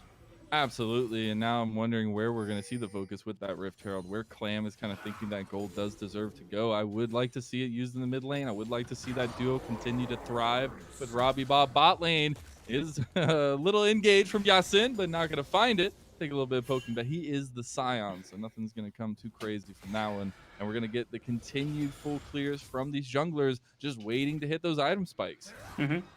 Ooh, actually, Young got a nice little wraparound with that E to come through. I thought maybe they'd try to take a strike, but they're not ready for it. Knock up. No ultimate from BCO means he can't actually find that kill onto Robbie Bob. I think if he has ultimate, they absolutely commit to that. But also with Clam's existence there, they're not going to go for anything too crazy. It's been a pretty passive early game. 10 minutes, 3 kills isn't typically what we see in most games. We're seeing both teams play a little lax, and this is to the benefit of Wildcard Black, who they do tend to play a little bit better towards that later stages of the game. They've got themselves some scaling in that bottom lane duo. That's definitely going to come out as the game progresses. I would say that as well, and the one saving grace I feel like for 100 Thieves is they do still have the Ornn, so it can keep them up in that scaling game. They do have some slight scaling as well on their side, so I'm very curious as to why we haven't seen kind of the more confident play come out from either one of these, especially 100 Thieves, where they came off such a dominating game. But that's just kind of how it is, and honestly, it shows a little bit of that strength for 100 Thieves not to get caught up in the moment, not to let it dictate the way they play the game and make those crazy mistakes. Yeah, they're not forcing bad fights, which is really nice, because like their lanes aren't perfectly set up to try to support a really aggressive style, because like Ornn can get shoved in by Renekton. Typically Nidalee's got quite a bit of support, will outduel a Rumble to start with, unless he just gets like full combos off and has the overheat immediately available or something, and you just auto attack trading for no reason. Viego should never have the push up against the likes of the Lucian, and they're comfortable with all of these things coming through. Instead, they're just putting pressure where they can, constantly dropping these things. Chad Jungle's here with the Ornn. They're gonna try a 3-man up against Robbie Bob again off the back of this. Oh, the flash comes out from Robbie Bob in the nick of time. Gonna be able to get out from that ulti from Gamsu. They did also have Young coming down as well, the lane, just to be there in case. Clam actually moving towards the top side with Minui. Gonna catch Gamsu out here, a decent amount of damage. But yeah, I was gonna say they're right in the chokehold here for the equalizer to come down. They have to run away, but this could just be first tower going down with that Rift Herald. And Minui and Bucio have actually been about and about quite a bit, but Minui has been canceling a lot of the aggressive plays that have been there from 100 Thieves in a number of places. This is another great example where they're able to pinch off this Tri-Brush access, so 100 Thieves can't get back to the tower. And like you said, Rift Herald gonna go, bring the first tower down, get some additional gold into their Renekton and into their jungler. All of these people, this earlier game looking much better on top side for Wildcard Black. Their bottom lane still scaling really effectively. They're not down too much CS. They're not dead a couple of times like we saw in the previous game. This is really looking good for Wildcard Black. They have a lot better competition to start off this game. So now it's 100 Thieves. Do they have the ability to compete? Because Viego can scale into the later stages. Rumble's team fight is amazing. Like you said, Ornn scaling definitely going to be there. But now it's a challenge of there's no longer this early game advantage to play on. Your 5-on-5 looks good, but it's not just always going to win you the game unless your tools are used properly between the Ornn ultimate, the Rumble ultimate. So 100 Thieves has a lot more to play through. They have to play a lot harder, I think, in this game to make things happen for themselves. And so far, we haven't seen it too heavily. They haven't focused too much on forcing things to happen. Instead, they've been focused on some of the objectives. The dragons on this bottom side being controlled by instinct. Now in the river, some competition. Bucio's going for the engage right on the equalizer with that quickness, and they're going to flash forward. Minui going to be the first kill that goes down in this fight. But there's TPs all in that bush. The pixel brush is lighting up like a disco, and you're getting everybody in. 3-man knock up there from the Scion ultimate, and Wildcard Black have taken the fight. They've gotten instinct. They've gotten who mattered. Young and Gamsu able to sneak out. But that's going to be a dub for Wildcard Black as they take the dragon. I can appreciate the the initial pickoff there from the side of 100 Thieves, but again, that's just a sloppy decision to make. Twice in a row, they let teleports come in behind them, and they're just fighting around it like it's nothing. Mountain Break's going to get taken. Our third one is going to get shown by our lovely observers, who are going to be able to show us that it's going to be Infernal Soul to compete over for both sides. And this time, it is 100% Wildcard Black who have this advantage. This Nidalee, has been working really, really effectively. The team fight is incredibly amazing for this Wildcard Black squad, and they're looking insanely good in this early game. They're looking much more comfortable than what we had seen previously. And this all starts off with this nice pick onto Minwi, who gets run down by Chad Jungle. But again, these teleports behind the fight, they don't react to them at all. It's so crazy how many. I mean, that was like 3 TPs in the bush from 2 different teams. I mean, it was absolutely nuts. But also the fact that Wildcard Black were able to stay controlled. They knew that the unstoppable onslaught was coming in, and they got the triple knockup with it just to reset that fight for themselves. Yeah, the biggest thing there was they were fighting on top of a TP from the Scion. They knew whose TP it was, right? They were thinking that was Lucian. Lucian was already in the fight. You know Orn's coming, or you know that Scion's coming. So it's like you're standing right in a group on top of a champion who has AoE CC to fight with. Somehow Instinct ended up on the front line of that fight as well. I don't know if that was communication breakdown. I'm not sure what it was right there. Either way, Wildcard Black taking advantage of some very poor miscommunication from the side of 100 Thieves and looking better to the early game, controlling just about everything, equalizing that dragon count, and getting these Rift Heralds early as well to spike this gold advantage ahead. Seems already hard to deal with in the later stages because of the Senna and the Scion, but now the Lucian, the Renekton, the Nidalee, all these early game champions have pulled a ton of gold to start with as well. And I think something else that's going to be pulling a lot of attention, at least as we get further into this game, is this Infernal Soul, right? And you look at the compositions, Infernal Soul is going to fit really nicely with almost any composition you can think of, but especially either of these sides, if you can get them. It's going to be 3 Infernal Dragons if you do get that soul, and that's just a lot of extra damage on top of the soul itself. And I would expect that priority kind of increases as we go through here, but it will be the movement of Wildcard Black to the Rift Herald. Going to be taking their second of the game, while 100 Thieves are just prioritizing the lane pushes. Yeah, this is now almost like the foot has switched, or the shoe has switched to the other foot, where it's now, okay, Wildcard Black have the early game advantage. They can force things. They can try to force these 5-on-5s. Can 100 Thieves stall this game a little bit longer, trying to get some additional gold into these high members, trying to get experience into Ornn, get the Ornn upgrades to try to get those items, breakpoints to come through as fast as possible? Are these possibilities legitimately there from 100 Thieves to slow down the game? Are they capable of even playing a very elongated game just to make sure they can get something? Mid lane turret's going to get responded to after that bot lane got pushed down with Rift Herald, and they might be able to get 2 here because there is going to be a long time before Busio shows back up. There's going to be a long time before Young shows back up. So 100 Thieves just willing to give up a little bit more tower damage. They're going to lose their wave, though, so they're not going to push any further. But a lot of control given away here by 100 Thieves with this mid tower dropping.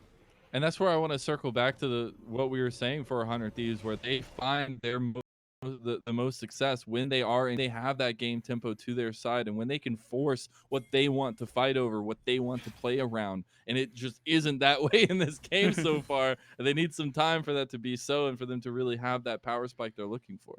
Yeah. The one thing is, Clam is the one with a lot of the gold lead, and then Quacker's the other one. Neither one of them, especially Renekton's damage doesn't scale too well, works as a frontliner, and it's not easy to find a perfect target for Nidalee to jump in onto, because, of course, you've got CC instant from, a Varus and from a Viego, and then you've got Rakan on top of everybody, and you can't really kill an Ornn all too easily. So, the target selection could be difficult. So, Wildcard Black, the champions that have the gold advantage are because they're early game champions, and they don't, particularly scale super easily into the game, or at least it's hard to find their gold advantage useful in a lot of kind of 5-on-5 front to back fights. Maybe that's where 100 Thieves can find their effect, is in standard regulated fights. Maybe there's Ornn ultimate and Rumble ultimate combo. This is not what you're looking at right now, though. Yeah, it's definitely not. As observers flash away, they don't want you to see the murder that just happened on the screen. You're not allowed to see that. Chad Jungle goes down. He just wanted the grub, I guess, and the hit squad was there, Rebel. in way too deep. Not really sure why. You do see like all these members are in mid lane. Maybe they weren't expecting that move that quickly because obviously like it was eventually Chad Jungle trying to get out of dodge as fast as possible, and it was on the way out that he found a bunch of members and had to run back into the jungle. But it's just going to give up more across the map. This is patience from 100 Thieves, but they're still bleeding out little by little and giving over additional gold lead. Now sitting on 4,000 for the side of Wildcard with these earlier game champions. It allows them to control the jungle super easily. That's where Nidalee and Renekton really shine, is if you're trying to compete for things like jungle camps or pushing in for vision or things like that. Nidalee punishes you super hard when you're walking blind. Renekton punishes you super hard when you're walking in blind. These are champions that are very difficult to grasp control of the map against, which is what they're going to be used for here as much as possible for the side of Wildcard Black. And you got to see the live murder of Chad Jungle there in the bottom left of your screen. Speaking of, the dragon's going to go down as well. So Wildcard Black do secure their second dragon of the game, while 100 Thieves next will be focusing this top side. We'll be trying to take down this outer tower again, get a lot of this gold onto Young for the Viego. Has been really good so far. They're really trying to make sure this tower will likely go down, I have to say. Oh, they're going to run out of minions now. Okay, I was worried. I thought maybe their damage wasn't enough, and it was not, as Young not able to pull that down. They are trying to put gold into the pockets of this Viego, as they're putting a bunch of eggs into the Young basket to start things off. But it is still difficult, because you're still playing into a Renekton who can just like stun up the Viego as fast as possible. Lucian's good from short range. Nidalee's good from short range. You're fighting into a Scion. Like, there's so many members that are still dangerous to Young here on this Viego pick that I feel like even if you start to pop off, the potential's still not there necessarily, at least. Young, very clearly talented player, exceptional player among all other things. But this is a difficult position to be in if you are the Viego trying to get this first elimination to get that chain going. And it leans into the fact that Wildcard Black can just force their advantage, right? They have this giant gold lead just over the 20-minute mark. That's pretty nice to have. And with that being said, like those item spikes, these are the crucial moments. That 1,000 gold, that can mean the world here when you're going into the fights that mean the most for the tempo advantages. And Wildcard, they're setting up for the invades. They're trying to move forward onto 100 Thieves and not let them have a moment to breathe. Yeah, they're doing a good job of it. They're making sure to take away the ability for 100 Thieves to try to stall out this map at all. There are some pick tools. Again, when you're looking at like Varus Ultimate combined with like Ornn Ultimate, and then also you got Equalizer, things like that. There are ways to find picks. They're not giving anything. They're not giving a single inch on the side of Wildcard Black. They're holding on to these gold advantages, these CS advantages, things like that. And they're just making sure to play them as necessary in some of the fights to be able to pull away neutral objectives and things that will help them win the game. It is slow paced, and it does mean that there is more time on the map for 100 Thieves. It's more contingent around neutral objectives and taking the dragons off than it is about like, okay, now the fight is over, so that means that the game is lost. So it's going to be around those objective timers we're looking for. And again, for 21 minutes into the game, 8 kills is not that much in terms of that. 4,000 gold is a good advantage, but it's not completely game breaking. So 100 Thieves by no stance is out of this. If they can sneak a dragon somehow without just granting Baron over, this game would look a lot harder for the side of Wildcard Black, given the pacing they've chosen. Because if it ends up being stalled another 5 minutes, that's really terrifying for the Ornn to be able to start to get out ornaments and things like that to support this team. Yeah, they just got to buy themselves some time, find a little pocket of air here to breathe. But another tower goes down as we speak about it, and Wildcard Black still pushing up their advantages here. Will continue as Young finally gets the last hit on the top tower. He's gotten the bottom one, he's gotten the top one. Now they just got to work on the mid. Yeah, looks like he's going for the Immortal Shield Bow as well. So it's going to be a really difficult Viego to try to take down because there's quite a bit of life steal inside of it. And you know that that's intentional, just being sure to be able to live within these fights and things like that. Not the Kraken Slayer, not the Divine Sunder or anything like that. Instead, going to go for the sustain type build to make sure that none of this Grievous Wounds that hasn't been built at all by Wildcard is going to affect him whatsoever. You can see gold advantages on the screen right now. Again, still about 2,000 in the jungle, about 1,000 in that top lane. That's the majority of this gold lead right here and right now. About 500 more outside of that, but everything else relatively even. I do say outside of Young, it's difficult to kill Scion, but again, 100 Thieves, they're withholding this. They are trying to stay irrelevant in this game, and this is a patience we haven't seen from them. They are a team who has been used to trying to play a lot more volatile of a style. They're used to fighting a lot. That was something that they were really famous for back when they even had these players like Kenvi and Tenacity and people like that. And now that you've come to the second generation of players, this like even third generation in some series Yeah, because you had like yeah. Neon and all those guys. Third generation of players, they still kept that style, but it was a lot less refined. And so we're seeing a very different look for 100 Thieves here with this far more patient, kind of grindy, waiting for these advantages to come through, picking their battles type style. And that's where I'm just, you got to worry, when does the snake strike, right? Like when do you finally see that kind of buying time, that patience come out and work in your favor? Because you also got to worry about bleeding out objectives. You got to worry about bleeding out pressure around the map, and especially worrying about losing these dragons consecutively.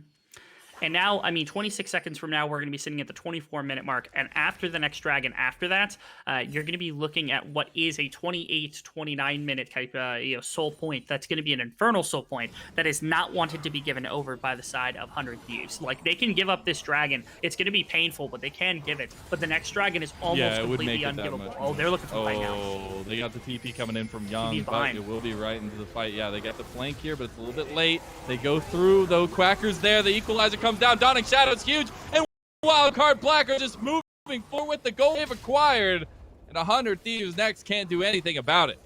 They try to find their moment and strike really quickly to look for just like kind of a sucker punch little like kill right there, but it just doesn't come through. It's so hard to find that. And now Wildcard Black, it's not even the gold advantage. Now it's going to be the Baron and it's going to be the Dragon. I think right here, if you're 100 Thieves, you got to beeline Dragon and hope to take that ahead of time. This is the TP that's going to lead things in. And importantly, there's no damage. Like right now, it's Viego TPing in, but if you're going to find a burst kill, it almost has to be off the back of Young. Not to mention another Varus ultimate goes to waste. There's so many tools that just get nothing here from the side of this team. The UCO does some okay work to stall things out. You had a really good Ornn ultimate, but nothing came together. The consistent damage is all on Young, and when he starts the fight elsewhere, it's not going to come through. They do snag the dragon. That is humongous for stalling this game longer. Wildcard Black has broken up the gold lead back up to 6,000, 7,000, something like that. But man, 100 Thieves, they're gritting their teeth. They're saying, we can grind this game out still. We can try to keep this one going as fast as possible.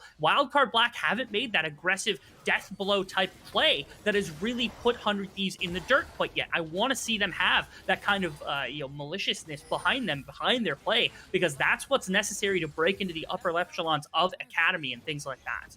Yeah, and 100 Thieves, they are putting on the defense here. They need to get this Baron defense down, maybe try to not lose these inhibs to give that pressure over, that game pressure over to Wildcard. But as you said, they're just buying time. They're just finding the engages here as they have found Yasin.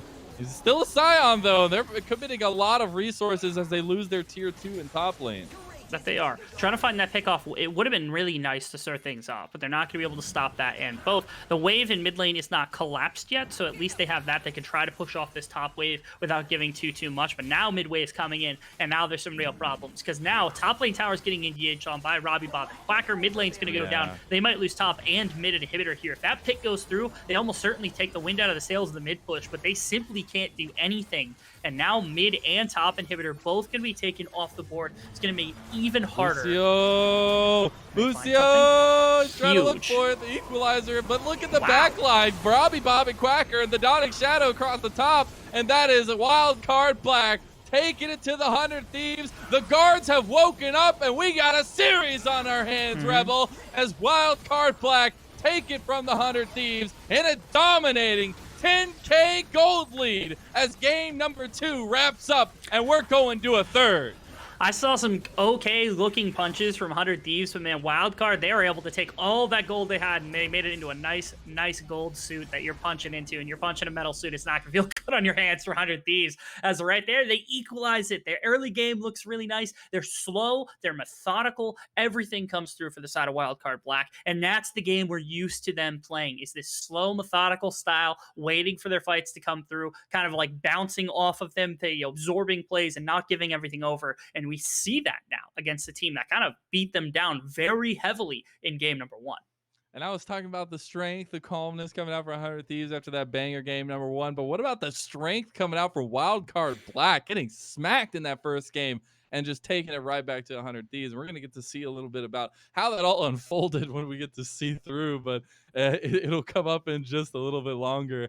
I still think that, as you were saying and kind of highlighting too, there were some good punches from 100 Thieves. I still liked the Viego. It just never got active. And for the third game, I wonder how you kind of change up the 100 Thieves draft to rekindle the magic that was in game number 1. This was another draft that kind of was like, okay, where are they actually doing with it? Like, Varus is so weird as this lethality champion because you almost need more damage up front. And then the damage up front is Rumble, who's melee with Equalizer, and it never got off the ground because it got shut down early. And then Viego, who's really hard to access your damage with if you don't have a team that's fighting alongside you. You don't cause all this dismay. So there's a number of options for champions that can do a lot of different things. I think Akali is one that I would love to see. I know Young Mid played alongside Cozy Shroud, and you had to have picked up a tip or two from him, and that's a really mean champion I've seen Young do some very filthy things on. But things like that I think would provide a lot inside of team fights if they want to play more disruption, because Viego almost seemed like that's what they were trying to do with him. Kali's a lot better for something like that. So to me, they want another definitive identity composition like they had in game number 1. That comp was a bit more of a bait, and it felt a lot less kind of like their Wildcard Black, though. They came out with a very nice composition of their own, played to top side, one in bottom with their scaling. It's hard to try to beat that down when you don't have a really definitive idea of what you want to do. And they found, for Wildcard Black, they found what their win condition was early on in the game, and they just pressed that forward. We're going to get to see, as we do have those replays coming up, just to see a little bit about how that game went down and how the resurgence of Wildcard Black has come into the fold, because I do think, like, I can't understate the differences we saw between these two teams in game number 1, right? Like, there was a vast difference. 100 Thieves took complete control, and that was it. And being able to see Wildcard come through like this and the way that they did is exactly that.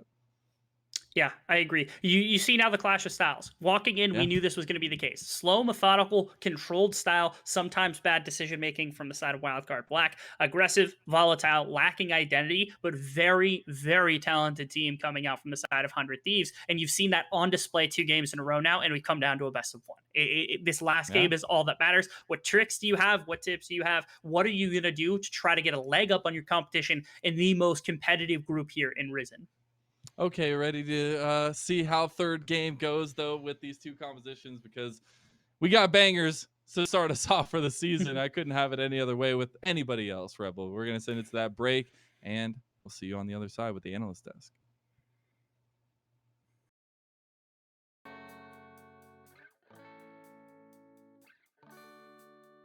Good for Wildcard as Young is helmeted up as well. A lot of healing can be done, but Young is flashing over the wall. First blood actually goes over to Clam. Quacker quick to follow, though. That's a 1-for-1 trade as the right on the equalizer with that quickness, and they're going to flash forward. Benui going to be the first kill that goes down in this fight, but there's TPs all in that bush. The pixel brush is lighting up like a disco, and you're getting everybody in. 3-man knock up there from the Scion Ultimate, and Wildcard Black have taken the fight. They've gotten Instinct, they've gotten who mattered. Young and Gamsu able to sneak out. But that's going to be you can give up this dragon. It's going to be painful, but they can give it. But the next dragon is almost completely ungivable. Oh, they're looking for the fight now. Oh, they got the TP coming in from Young, but it will be right into the fight. Yeah, they got the flank here, but it's a little bit late. They go through, though. Quacker's there. The equalizer comes down. Dawning Shadow's huge. And Wildcard Black are just moving forward with the gold lead that they've acquired. And 100 Thieves next can't do anything about it. They try to find can't do anything. And now mid and top inhibitor both going to be taken off the board. It's going to make it even harder. Lucio is trying to look for the equalizer, but look at the back line. Bob and Quacker and the Dawning Shadow across the top, and that is a Wildcard Black taking it to the 100 Thieves. The guards have woken up, and we got a series on our hands, Rebel, as Wildcard Black taking Thieves in a dominating 10K gold lead as game number 2 wraps up, and we're going to a third. I saw some okay looking punches from 100 Thieves, but man, Wildcard, they were able to take all that gold they had and they made it into a nice.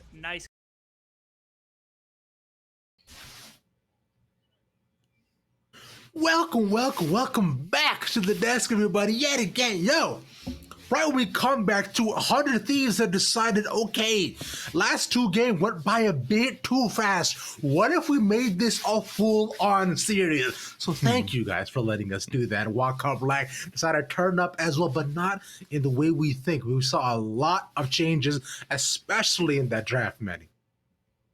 Yeah, absolutely. This was I guess, much more of a different look here for Wildcard Black than what they did in game one. And going into the game, we were a little confused about it. We were not exactly sold on the Renekton Nidalee with it, with the Lucian mid and then the farming Scion and bot lane. We figured it might be hard for them if they didn't get off the ground with the sort of lack of magic damage that has if the Nidalee was put in the ground. And if she got ahead, like she did, it could be fine, but we were a little bit more worried about them compared to 100 Thieves Next.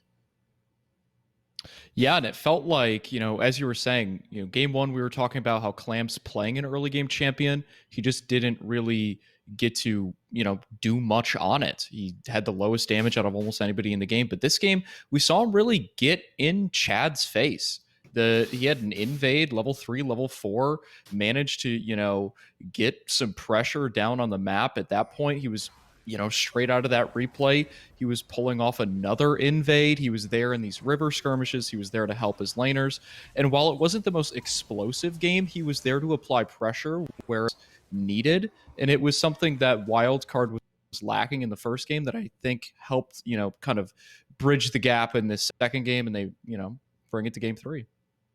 And we saw it right there in the topside jungle play here, Dylan, like the slow, methodical plays between which Clam played, which, by the way, that on its own, like that play took like 30 seconds out of our day and out of my life that I will never get back. But just looking at it too, I don't know about y'all, but Dylan, personally for me, I had a lot of question marks, but Wildcard Black ultimately came out on top of that one. Realistically. Yeah, I mean, if we could run that topside replay again, that invade, it felt like Nidalee, Clam realizes that level 3 Nidalee is stronger than Rumble because typically, Rumble's strength in the early game is based off of his heat management. And when you're clearing your camps, you're trying to use your heat as much as possible, right? So Clam probably has a read that Chad is using his heat to clear camps, and that means that he can't really fight Nidalee. And so Clam is able to just walk into the red buff, steal the red buff, goes to take the Krugs, and Gamsu decides, it's time to pull the trigger. He tries to, get a double knockup, and it ended up not really panning out. It was a weird trade, right? Like Wildcard ends up, it's kind of even for both sides realistically, but I think Wildcard gets the better end of that trade. They denied some CS, some experience, and I think that set them up to kind of transition towards the later stages of the early game, on a good foot. Yeah, and Young, too, he blew his flash trying to get there and get over the wall, and he didn't even get to take part in that play. He just got one shot before anything else could happen. That feels really bad for the Viego early game. And, we sat here after that dive questioning, like, so who actually won that play? Like, it was really individual players rather than one team or another. But, yeah, really, really good for some of them, but definitely one of the weirder dives I've seen in a while.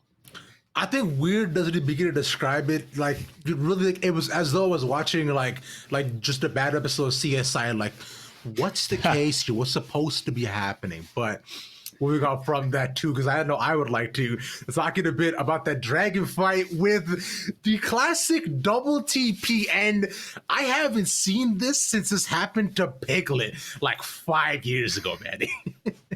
Yeah, I mean, definitely not as clean as that CLG one, although as we saw in the Replay Files episode, it wasn't actually super coordinated that time. But this one, similarly, they come in here, and this is actually a very, very solid early start to this play from 100 Thieves. They do manage to get the pick on the dive, but they come in way too far here. Like, they get the Senna, sure, but she's not exactly a critical mass yet. And the Renekton TP's in, and they think, okay, it's over. But then in comes the Scion, and he just hits a fat 3-man ultimate here. And they're able to bring the damage in, and it's just over for Wildcard. And this is basically the turning point in that game, because after that weird dive, it wasn't a pure win for Wildcard, right? They had to try to stabilize, and Chad did a pretty good job stabilizing the jungle after all that invade happened, all those invades happened.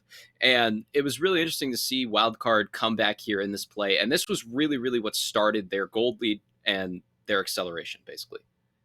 And speaking of acceleration here, because what has started must ultimately come to a stop, and really just the overall stop to all things is losing the game. But although it wasn't a complete loss here, it was the final thing that 100 Thieves saw before they realized, yeah, this game might not be in our hands anymore. It's that mid-fight, Dylan, which is on its own too. We're talking about that Scion ult, bro. My man hit the fatty here too. Yeah, one thing I was thinking was, Wildcard doesn't really have amazing engage with this team, right? Nidalee doesn't really bring that engage. Obviously, Renekton, not really an engaged champion, but they managed to make things work through some creative usage of teleport and Scion ult. They managed to kind of close that gap. We were a little bit worried on the desk, how is Wildcard actually going to play out these team fights? But they played it to perfection. I mean, the Senna Scion is something that we've seen occasionally, typically, farming or fasting Senna's paired with other things nowadays, but they prove that Scion is still very good. And if they're going to pull off Scion ults like that, I can definitely see why. Now, Dylan, and so sticking with you on this one too, if we're looking at Wildcard Black, right, it was a whole different face and something completely brand new for the draft to the overall play style too. So do you find this is the trend they need to follow if they are to take down 100 Thieves in this, or perhaps, they need a bit more change, a bit more of that flair to make sure that they could really cement this lead?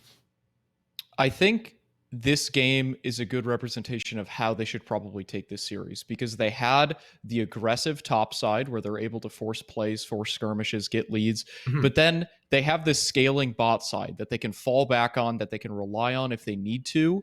Whereas it felt like last game they were, kind of getting dunked on in the bot lane. Obviously, Minui or he came back and he was dealing the most damage anyway. But I like this. It was a pretty balanced team composition. It felt like they knew what they were doing. I tend to agree. Yeah, it was slow, but all the fights were on purpose too, because you knew that like by the end of it, they would actually come out on top, and they play really a lot more our objectives. But man, quickly on you as well for 100 Thieves. Do you see it run back up that Tarek? Was it the secret sauce they're missing here, or perhaps there's something else? I don't think it was Tarek. I think that in the first game, they just picked a comp with a really clear identity, a really clear play style that they were comfortable on, and they executed that to perfection. And we saw Wildcard do that, even if the draft was a little more confused than 100 Thieves was in the first game. And so I'd really like to see 100 Thieves sort of return to that strategy where we're going to draft a really cohesive comp. We're going to think really carefully about our win conditions and how to play this out, and we're going to execute on them. I think they just need to basically just get back to basics for what's good for them. Well, ladies and gentlemen, it all comes down to this for both of these teams for our opening match right here for the Risen Champions Series 4 Proving Grounds.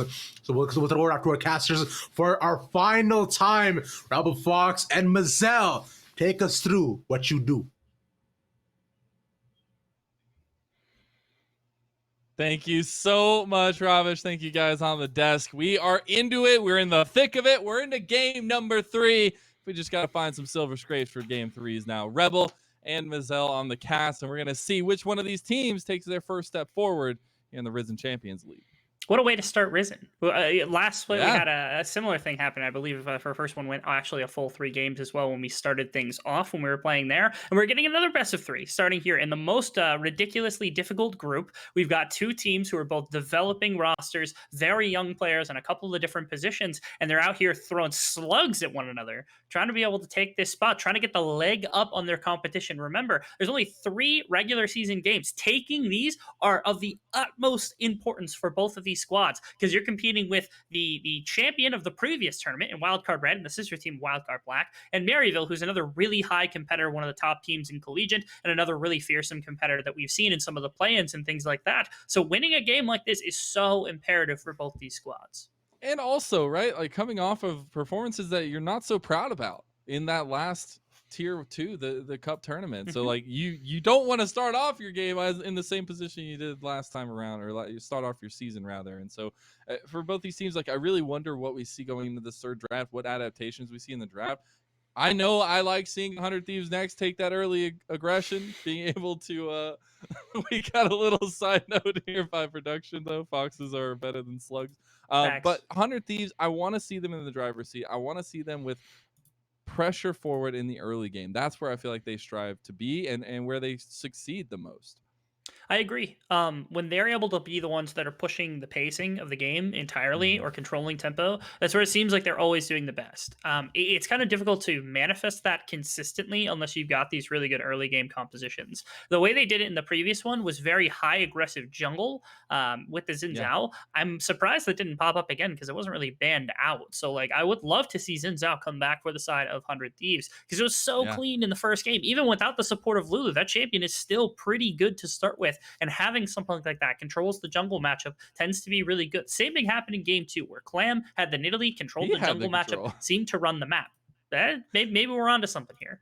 Yeah, hey, maybe control of the jungle and control of the map early on means something in League of Legends. But it was really Unlike cool to see Wildcard Black be able to take the tools that 100 Thieves used in the first game and use it to their success in the second game. Now, game number 3, draft starting, and we're going to be seeing who can get those juicy draft bucks to kick us off here. 100 Thieves on the blue side, Wildcard Gaming Black on the red. Renekton is the first ban by the 100 Thieves. not wanting any sort of flexibility with that, taking it away from Robbie Bob in the mid lane. It was really, really solid for him in the previous one. Yeah, If they're following other things, like Nocturne, I know gets banned out quite a bit. Karma, Lulu, both probably in the chopping block. I think Akali's been banned out a couple of times. Ezreal's been banned out a couple of times.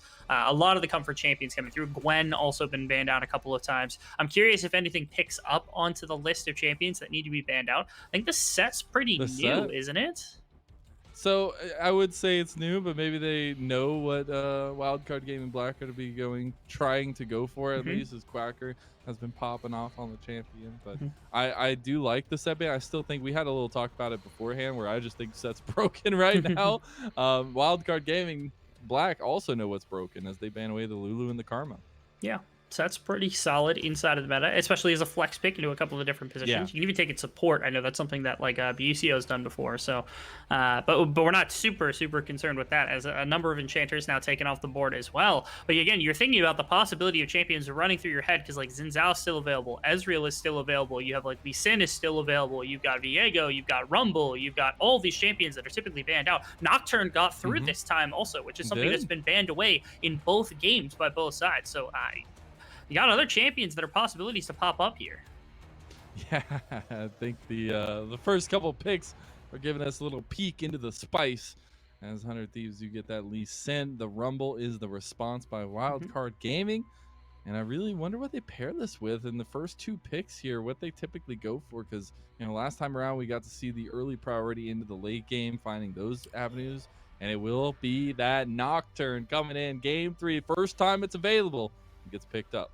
Extremely interesting they don't go for Ezreal here. I know it's been banned out a couple of times, so it's probably been right there wanting to be taken as that flexibility between top and mid lane. But man, Wildcard Black did give the Ezreal up, so it's possible 100 Thieves wants that one for that defensive playmaking to come through from Instinct. This battle of these two kind of very young ADCs has been big. Last game, it was a Stonewall that came through from Minwi and Yasin at that bottom side. Game 1, a lot of it was Instinct being able to force these aggressive plays with the Kalista. Now it's going to be a defensive play from Instinct, who's going to have all the ability on Ezreal to put out the DPS his team needs, and they're the ones who snag this Viego now.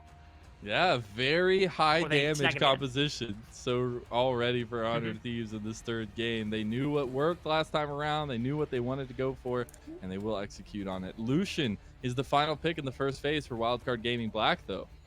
That it is. Wanting another solo laner. This is really interesting because like the only position that isn't solidified is like Lucian jungle, but you could Lucian top or mid, you can Nocturne top mid or jungle, and you can Rumble top mid or jungle. So there's so little information for these solo lanes to work off of that it feels like 100 Thieves have to tiptoe a little bit, especially given the fact they have to pick both. This information doesn't have to be given now from like Wildcard, who can pick their support instead and not give any information. It could even be like the Lucian flex to bottom lane if they want to go something crazier like that. So it's 100 Thieves have to almost design their last 2 champions regardless of what you're looking at. So it's like, what is good into Nocturne and Lucian and Rumble, or what are we trying to do with this composition right now, as Viego really desperately wants something to fight inside the laning phase. Something I would love to see though is Young playing this Lee Sin. I think Young on Lee Sin would be humongous for this team to play aggressive anything that's sitting across from him.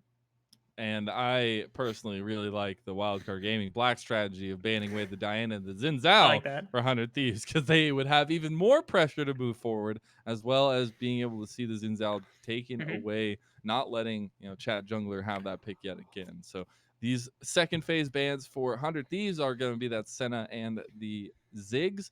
We're taking away a little bit of that AP pressure as well, and we're waiting on that fourth pick for Wildcard Gaming, and it will be the Leona to be locked in. I witnessed Minwi in one of the play-in games flash ult forward on Ziggs, and like the ultimate is like one of the highest like distance ults in the game. So seeing him flash and ult pretty much on top of himself was really, really funny to watch. But it was really good, and it's another safe champion. So right now, Minwi has had a lot of champions removed from the pool. The Ezreal gone, the Senna's gone, now the Ziggs is gone. What else is in the pool that's available? A Karthus makes its way onto the Rift. Is that a suggestion that this could potentially... There's a number of things they could do with this, so I'm not even going to start talking, because I've seen like Karthus in bot lane and Ezreal mid. We could go for Viego or Lee Sin inside the jungle, or Karthus inside the jungle. These flexibility of these champions is insane from both squads right now. Fallen Bandit with the tech here for his squad coming in. I've absolutely loved every single draft that we've gotten from both these teams. It has been such a pleasure to watch. We get the Braum final lock in there for 100 Thieves. So we are going to be seeing that Karthus in the jungle. And now it's up to the final pick for Wildcard Gaming. What do they go with? Do they flex that Lucian? Do they still go with something a little bit more comfortable? Varus, some things like that, and try to get their ADC locked down here with something other than the Lucian, who I feel like lacks all that range, especially if you're going against the Ezreal. I think they want scaling more than anything else. If they were going to do on-hit, they would do on-hit Varus, but instead it's going to be the Vayne. The mobility prized by Minwi and the ability inside of a fight. Not to mention, like, outside of the Lee Sin coming in, or maybe a Braum ultimate, there is not that much threat into a backline, or outside of, like, Karthus ultimate coming through as well. So Vayne, a lot of potential to pop off in this one. I'd love to see Minwi actually pull that off in the ability, but both squads pulling out a lot of stops to make this one work. Yeah, I really like the composition coming out from Wildcard, though, with we were talking and setting up 100 Thieves next with the movement forward, but Wildcard Game have come up, swept that rug, and taken everything, because you do have the Nocturne to layer down with the double ADC composition, the Equalizer coming in from afar, and the Solar Flare. It's all to set up this Vayne and Lucian, and it's a perfect plan if you can execute on it. Yeah, Wildcard have set themselves up with like some cross map and some roaming potential with Nocturne. You've got a bunch of pressure with like Rumble with the Equalizer. The one thing they don't have a bunch of is CC. They've got Leona, but that's pretty much it for guaranteed CC to come through, which means, of course, you're gonna have to see Yasin get really involved in the fights. He's been a little bit of the back foot. That game one, I think he went 0-7-1 or something over the course of the entire game, which is ridiculous. That kind of a performance isn't something you like to see out of a young bot laner. Right here, a lot more pressure put into the back pocket of Yasin as being the main kind of CC source for all of this damage that can come through from Wildcard Black. On the other side, though, I want to note, again, this composition is so volatile. When you're looking at Lee Sin and Viego, you've got Ezreal to put out damage in a consistent sense, and Karthus jungle to compete. There is not a bunch of pure cohesiveness. They're also low on CC to make things work. This is two comps that are both really, really hard to play compositions. Yeah, that's what I was going to say. The level of execution needed for both of them is so high. But that just means we're getting two people swinging great swords at each other here. Whichever one hits is going to take the win. And especially being able to take that early game for either of these squads is going to be so crucially important. Maybe not so much for the Karthus. When I'm looking over at 100 Thieves next, like, you're looking for that early lane potential and not so much waiting for, or at least more so waiting for the Karthus to scale up and get active on the map with the Requiems. But on the other side, for Wildcard Black, I do feel like you have yourself set up super well to get that early game potential lead and snowball it into the mid game. The big thing I think from Wildcard Black that I'm looking at is their decision making is now going to be tested, because they've made some bad decisions in the past. We talked about that. We saw that in game one. A couple of the decisions that they had were not great decisions, and being indecisive, making those bad calls is problematic. Their engage is pretty much all or nothing. When you throw Nocturne's body, Leona's body, and Rumble ultimate, you have to find success, because it's hard to dig your way out of that situation if those ultimates are down. 100 Thieves doesn't have that as much. They've got like the Ezreal for a little bit safety. You could play a little bit more chicken with like Viego and with Lee Sin, and they're like what engagements come through, especially with Braum to back up. Karthus ultimate is just guaranteed damage that's going to come out in a fight. So those things do stack up. There's a lot from 100 Thieves Yeah. with that range advantage that can be talked about. So this is going to test Wildcard Black. Can they actually be decisive about what they're going to do? Can they make sure that that's not only a good call, but the right call at the time to make sure that they're working towards whatever goal they're going for? And can they make that clean kind of cut play? Because 100 Thieves is not going to let them. If you falter at all, Lee Sin Kick's going to help deny things. Karthus is going to help deny things with a wall of pain. Viego is going to start wiping through a fight, especially young on Viego, going to wipe through a fight. And if all of those things fail, you still have Instinct on one of the best kite back ADCs who puts out a ridiculous amount of DPS. There are threats from 100 Thieves, but it feels so heavily like Wildcard Black have taken their fate into their own hands with this engaged composition. And that's where I really want to see the matchup focuses that we were highlighting a lot of in the first game, second game, and kind of rescope that here going into the third game, because I do feel like a lot of it still stays the same. We're still seeing a lot of pressure on Chad Jungle for 100 Thieves and for Clam on the side of Wildcard Black to get those early aggression plays in, get the map tempo down for himself so they can get to the lanes and things. And really getting to that level 6 mark, I feel like for Chad Jungler is so crucially important that you've got to be careful of overextending yourself until that point. Yeah, it's a difficult place for Karthus to be, especially because like Lee Sin is melee and you're playing that into like what is effectively a Nocturne who's really good in melee champions. And then you've got Viego once again into Lucian, which was the matchup that wasn't great for the Viego in the previous game. Karthus can have aggression into him very consistently in this game, and that's a fear you've got. They have to somehow manifest some ability to protect this Karthus within the lane. Maybe that's Braum trying to make sure you can get there. Maybe that's the Ezreal. Maybe they're trying to put some additional pressure in the bot side. But somewhere something has to break on the map. Otherwise, it feels like every lane is just getting shoved in over and over again, and Wildcard are able to make the first move whenever they want. And with that first move, especially with the paranoia, once you get to level 6, you can make those decisions. And I want to see how much of that game 2 situation we saw where we actually got to see the supports roaming around this time around. I wonder how much of that we get. We do have the Braum versus Leona in that support matchup. And you were also highlighting that hasn't necessarily been the grandest of performance from these two, and especially for Yasin and being able to find the way forward for his team and help out Manui. Yasin's had his struggles, I think, and this is a game where the importance is going to be there. I don't doubt Yasin his abilities as a player. No, I've seen him really well.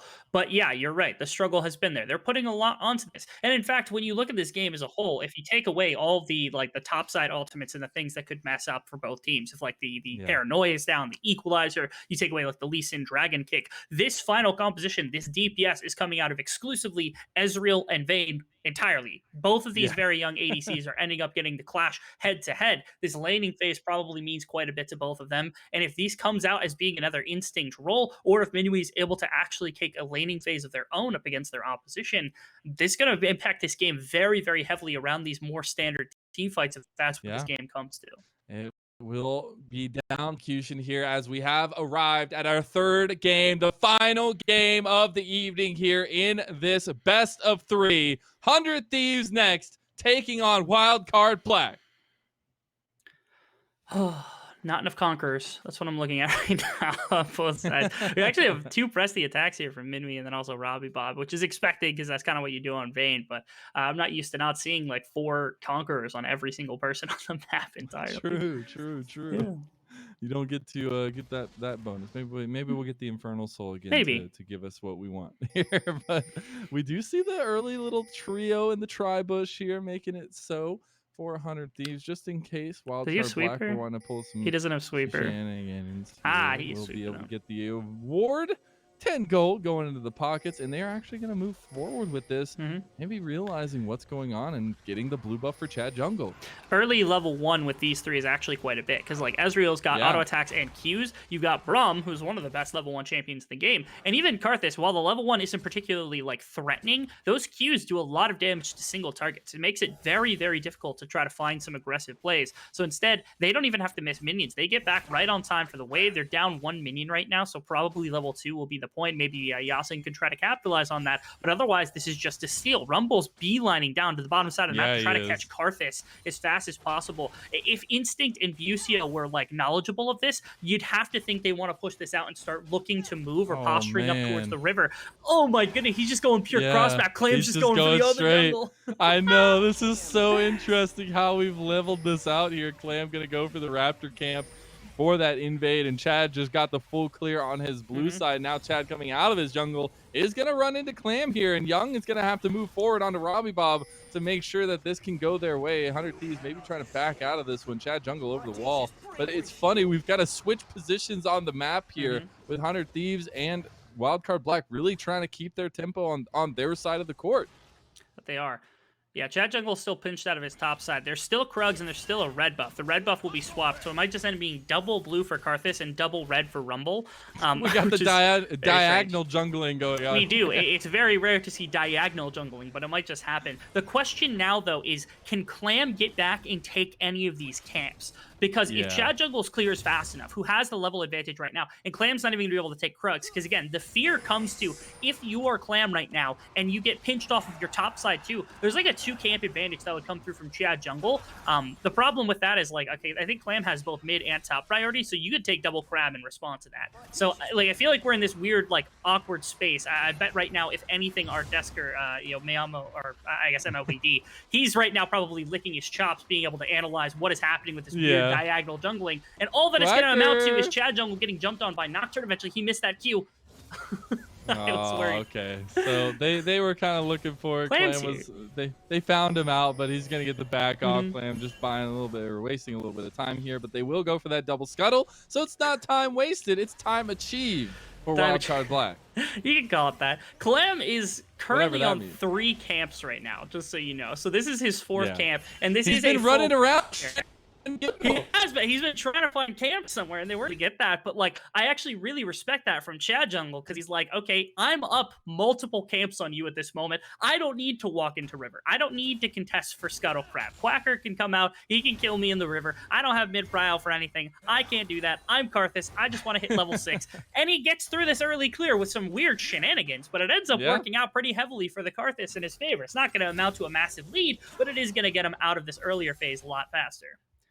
I definitely think Clam is gonna bite himself for that early path. He was so close to finding Chad Jungle at his wolves that he just takes the path down instead. And so I think that review is gonna be really nice for Clam, but we're still in the game, and we still need Wildcard Black to find their own advantages like 100 Thieves had. Any chance I can get a jump down to bot lane as fast as possible? I want to see where this wave is right now, because I'm not sure if it's stacked against Ezreal or what's going to happen, because Busio just took a roam and the back timer was different.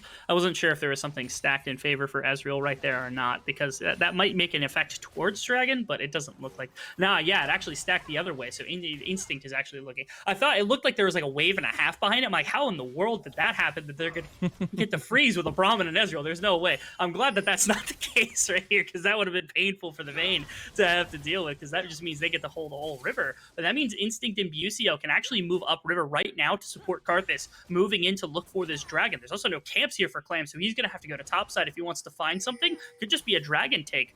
Teleport from both Quacker and also Gamsu on top lane. It just means they're going to control this dragon pick. Karthus up 1 objective over top of the Rumble. Yeah, Clam not able to get the underside of the warding down there. Not really going to know that things going good for 100 Thieves, as they're able to get that movement, the priority in lane, like you were saying, get Chad Jungle that early advantage here with the objectives. And I really like this, because this is like feels like the earliest we've really gotten that focus, and really the heads up play from 100 Thieves here is what's shining through for me. That is. They're really smart about their play. Like I said previously, when they started off at the beginning of the split, this was a very mechanics-focused team, a very kind of fighting-focused team. Yeah. And this has not been the case during this series. They've been a bit more thoughtful about the things that they're doing on the map at all times. And I think that's really impressive. That shows growth, if nothing else. And I think that's the most impressive thing for a young team. For all these players coming in, not so much Gamso, because he's had the experience already, but for everybody else to come in and to have that kind of growth in only a split's time is pretty impressive.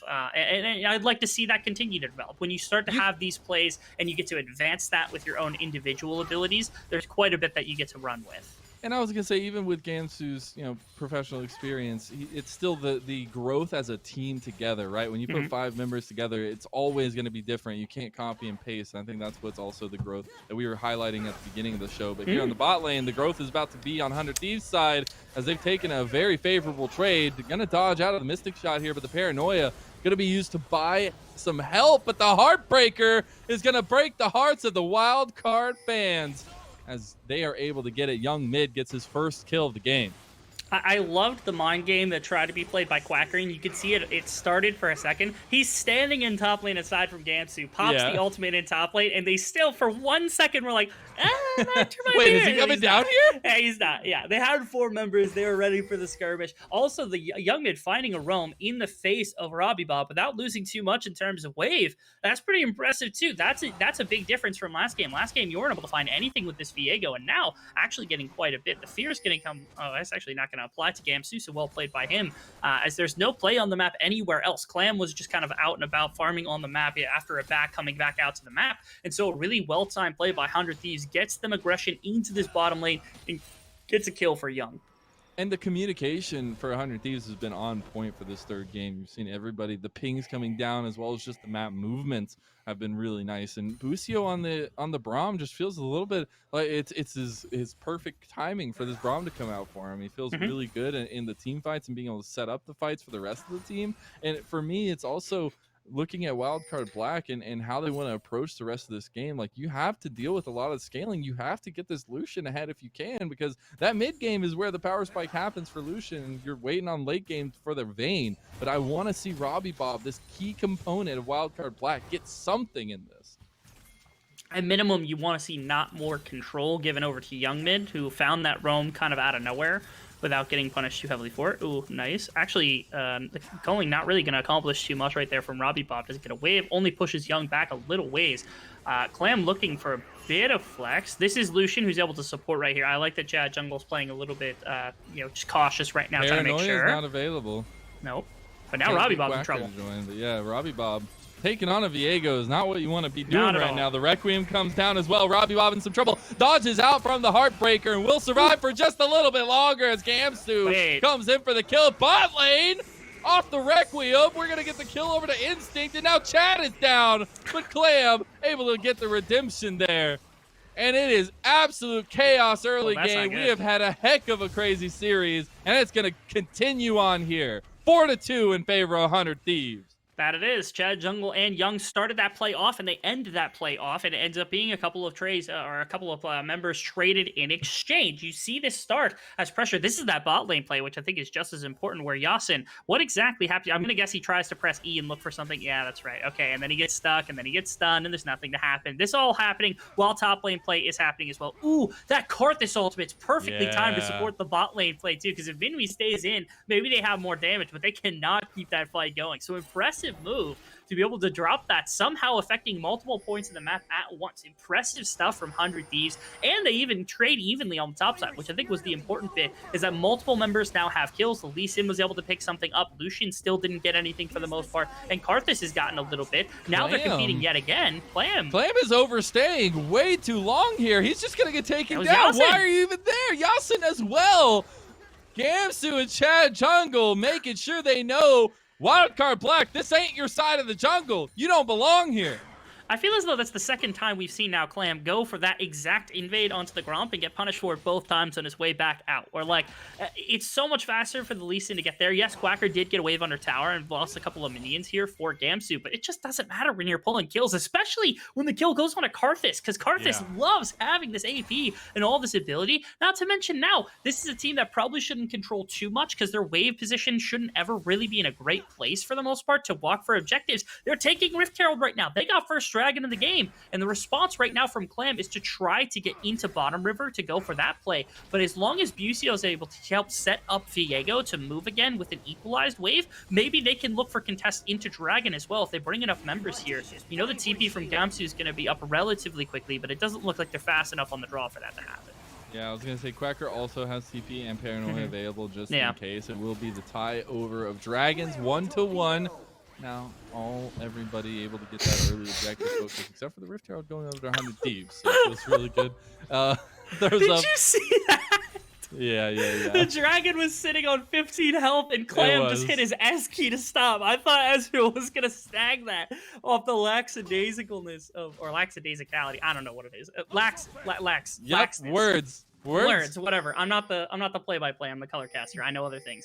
But importantly, like, Clam doesn't lose it. So that's what matters in the end. I was really worried that Instinct was somehow going to snag that one, but it doesn't matter. Now Rift Herald play is the next thing on the map. Chad Jungle's going to clear a little bit more really quick on this Karthus, has the penetration boots as well as a little bit of cooldown reduction. So now it's, where do you drop this Rift Herald to try to make a play? I think putting it on Gamsu and trying to shut down Quacker by pushing that wave in a little bit further could be really helpful for the map.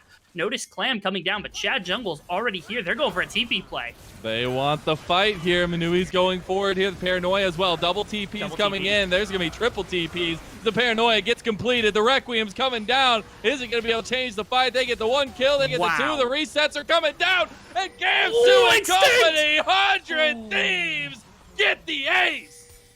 I am astonished how just immaculately that was played by 100 Thieves in a number of different positions. The death of Karthus in the middle to make sure nobody could come through. Instinct targeting a couple of different places, being able to survive the initial burst from Nocturne. The kick from Lee Sin in the middle of that to be able to deny everything that started off with a couple of ultimates. TPs are a little bit later. Look where this Karthus dies and able to put damage. Now Instinct gets shoved on by Quacker. Look for the Lee Sin who kicks out Quacker to allow him to put pressure on a Minwi and win the rest of the fight. And then Quacker's melee, he can't put damage into Instinct. Everybody working like a well-oiled machine on the side of 100 Thieves, and it's gorgeous to see. This is a team, last time Risen was around, they were scrapping in the river, they were throwing fights in wherever they wanted to, and right there, a perfectly executed team fight makes this team look so different from what we saw. Young also found a kill in Vayne right there. Yeah, they were able to get the solo. Unfortunate for Manui, letting the maybe the early game get ahead of them a little bit too far, as that's going to be another tower. And Young has just propelled his lead now to incredible heights. And on this Viego, we're actually seeing that carry performance come through this third game, the second try around. That we are. This is what we wanted from game one. This is what we wanted from Young, and I'm really happy that we're getting a chance to see it, since now we're on like a 6,000 gold lead at 14 minutes, feeling really good from 100 Thieves. They've got this comp that works well with a lot of gold in their back pocket, and now it's 2 towers for Young off the back of that one play. That's Everybody insane. from Wildcard was on top side, looking to just overload on top, making sure that the Nocturne was able to push something, but they give up so much for that right there.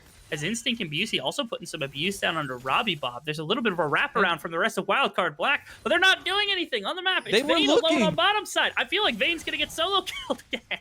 They were looking the whole time. They were in the 100 Thieves jungle, the blue side, but they just couldn't find the flank that they wanted. They don't feel confident moving forward. And that's something I wanted to highlight here, is we said at the top of the day and throughout the day that 100 Thieves next are good when they control the pace, when they control the map. And man, they have put themselves right plump in the middle of the driver's seat here, as Robbie Bob's going to get burned down.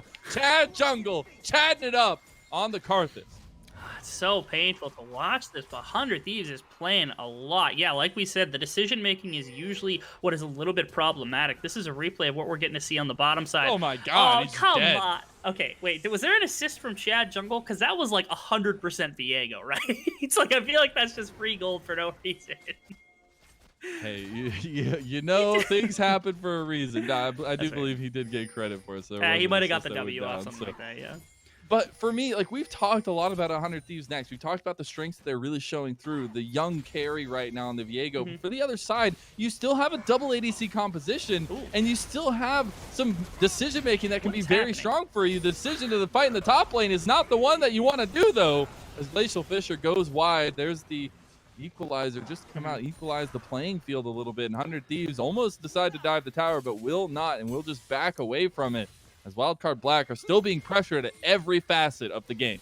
Yeah, that looked a little sloppy from both sides. Thankfully, nobody lost their lives. There's just a couple of cooldowns that are burnt on both sides. This Minwi, oh my goodness, he took a WE and now took an ultimate. It's half health, and Instinct just walks in, is able to take this tower. You got to walk away.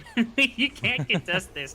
Oh my goodness, that wall of pain would have been a death sentence almost certainly in that. And now Quacker does finally trade for something, but they get so much on bottom side, not only bot tower, but mid tower eventually. Now Dragons on the board for them as well to get their second of the game. Young is so accelerated. You got Divine Sunder already finished on Ezreal. It feels like 100 Thieves are getting to these item break points so quickly that Wildcard can't fight. And again, They haven't put together Quacker's ultimate with a Rumble ultimate yet. They haven't been able to get this Lucian into a solid state. He's been shut out. Robbie Bob has felt pretty kind of silent in this game, fallen to disarray. And Minwee is not anywhere near where Vayne can just kind of 1v5 this team quite yet, nor has had the support to be able to do so. So this is 100 Thieves looking like game one all over again, with control all over the map and all of these very aggressive champions to be able to play these fights out with.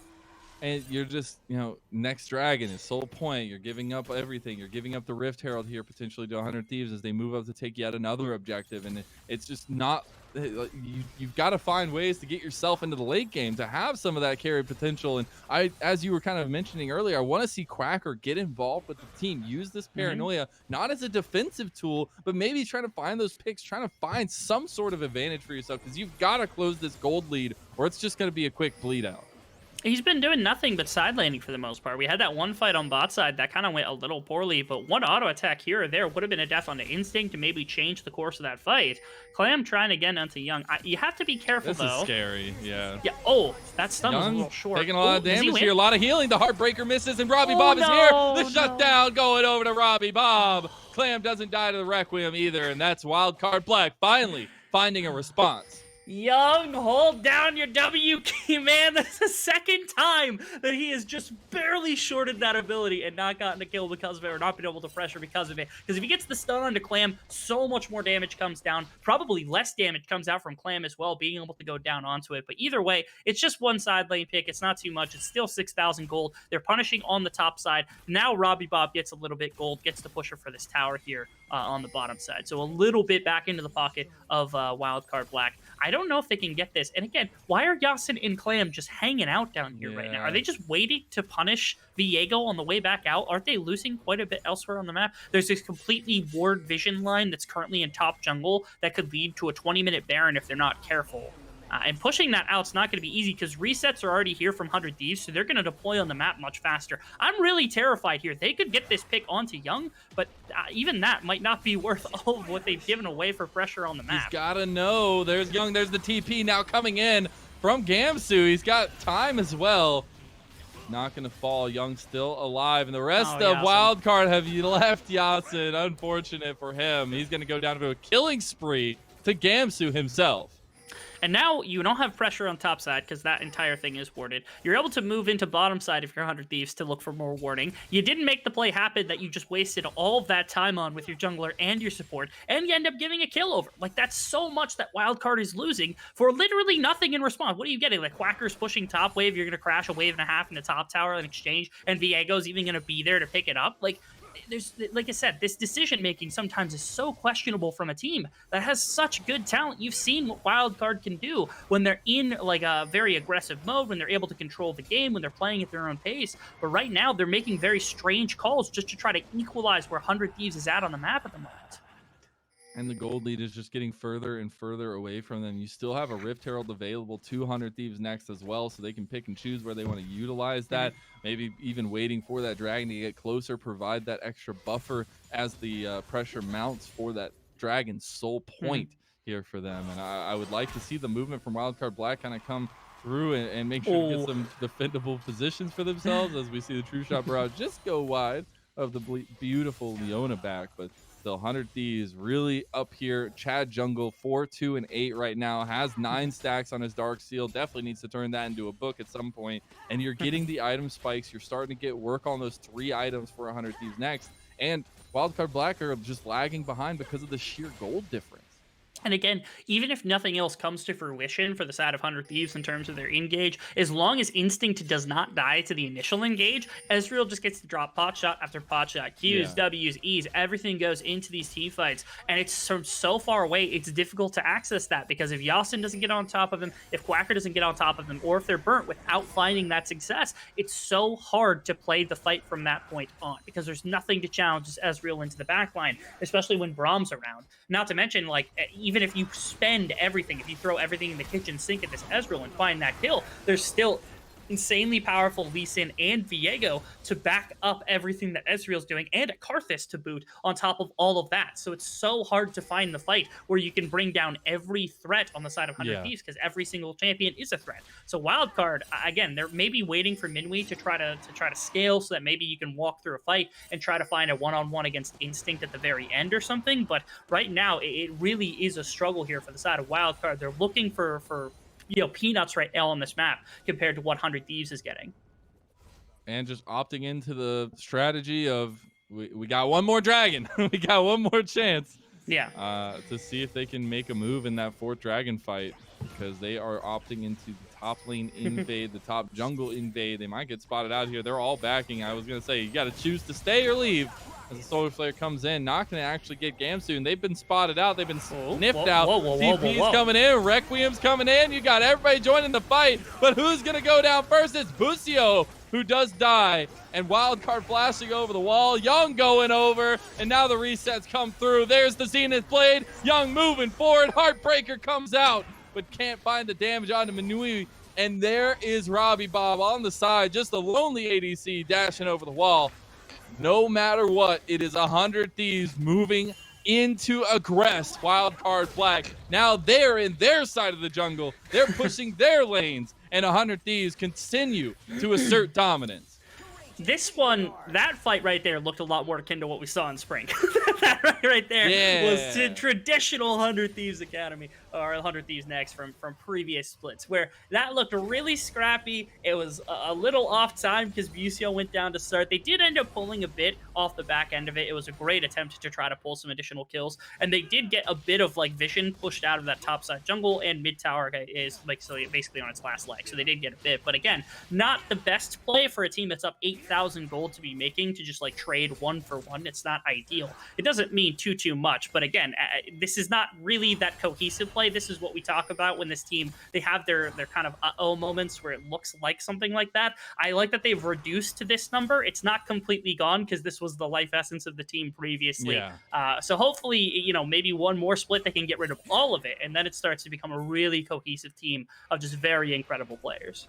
That's what you're hoping for. The gold mines are ticking away at the 100 Thieves and Wildcard facilities here, but I do. It's all about 100 Thieves being able to play where they want to, and Wildcard Black just gonna have to, as you said earlier, pick up scraps where they can. They're just waiting outside. Busio's just a wonderful, juicy ham hock waiting to be taken away, but they're not gonna do so because they know what follows it. They know the damage that can come out, and they don't know at least that 100 Thieves are doing the Baron.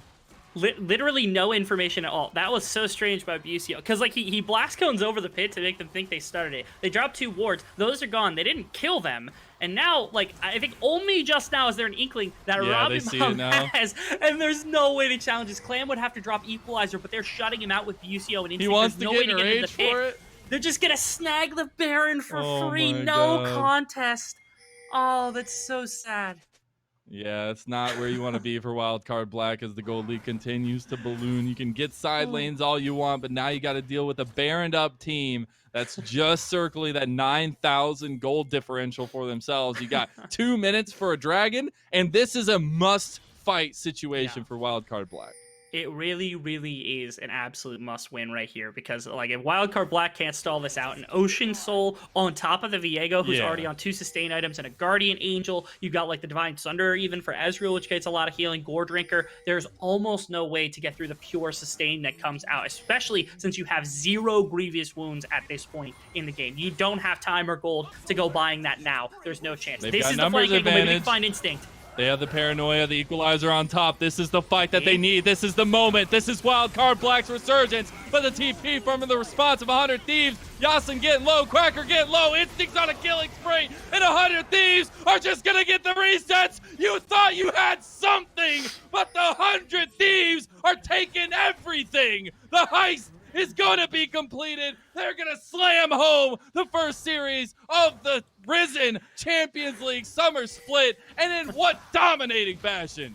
Wildcard Black, man, they try to come in from a side flank. I love that they go for instinct, but everything about 100 Thieves in this one is so hard. And when you're fighting down this much gold, you don't have the damage to take these fights. Instinct didn't go down. Young got to flank from the side. Chad Jungle dies in the midst of the team, and that's going to cost them this first series. And 100 Thieves comes out striking, man. That's fantastic.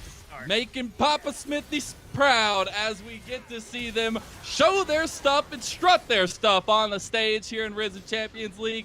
100 Thieves next with a brutal battle to kick us off here. It was incredible. It was breathtaking. It was everything I could have asked for our first best of 3.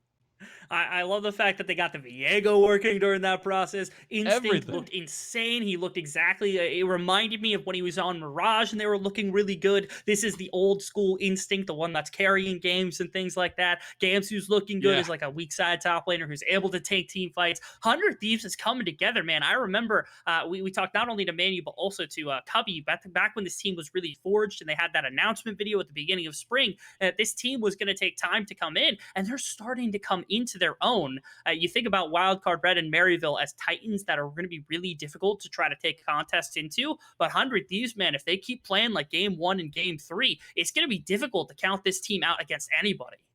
Now, I will say it looked really good when they had exactly what they wanted, when they were playing to their strengths, what we set out for them, getting those early game decisions down and making sure to have that kind of team play going forward. We wanted them to have a star to shine through. We did get to see that to some extent, right? We got to see some incredible performances. That second game will stick into my mind. You did lose a very, very destructive game against Wildcard Black and a team that in Wildcard Black, you can't scoff at. They had some very good moments in this, but they just let the control get away from them. And 100 Thieves will have some stuff to build.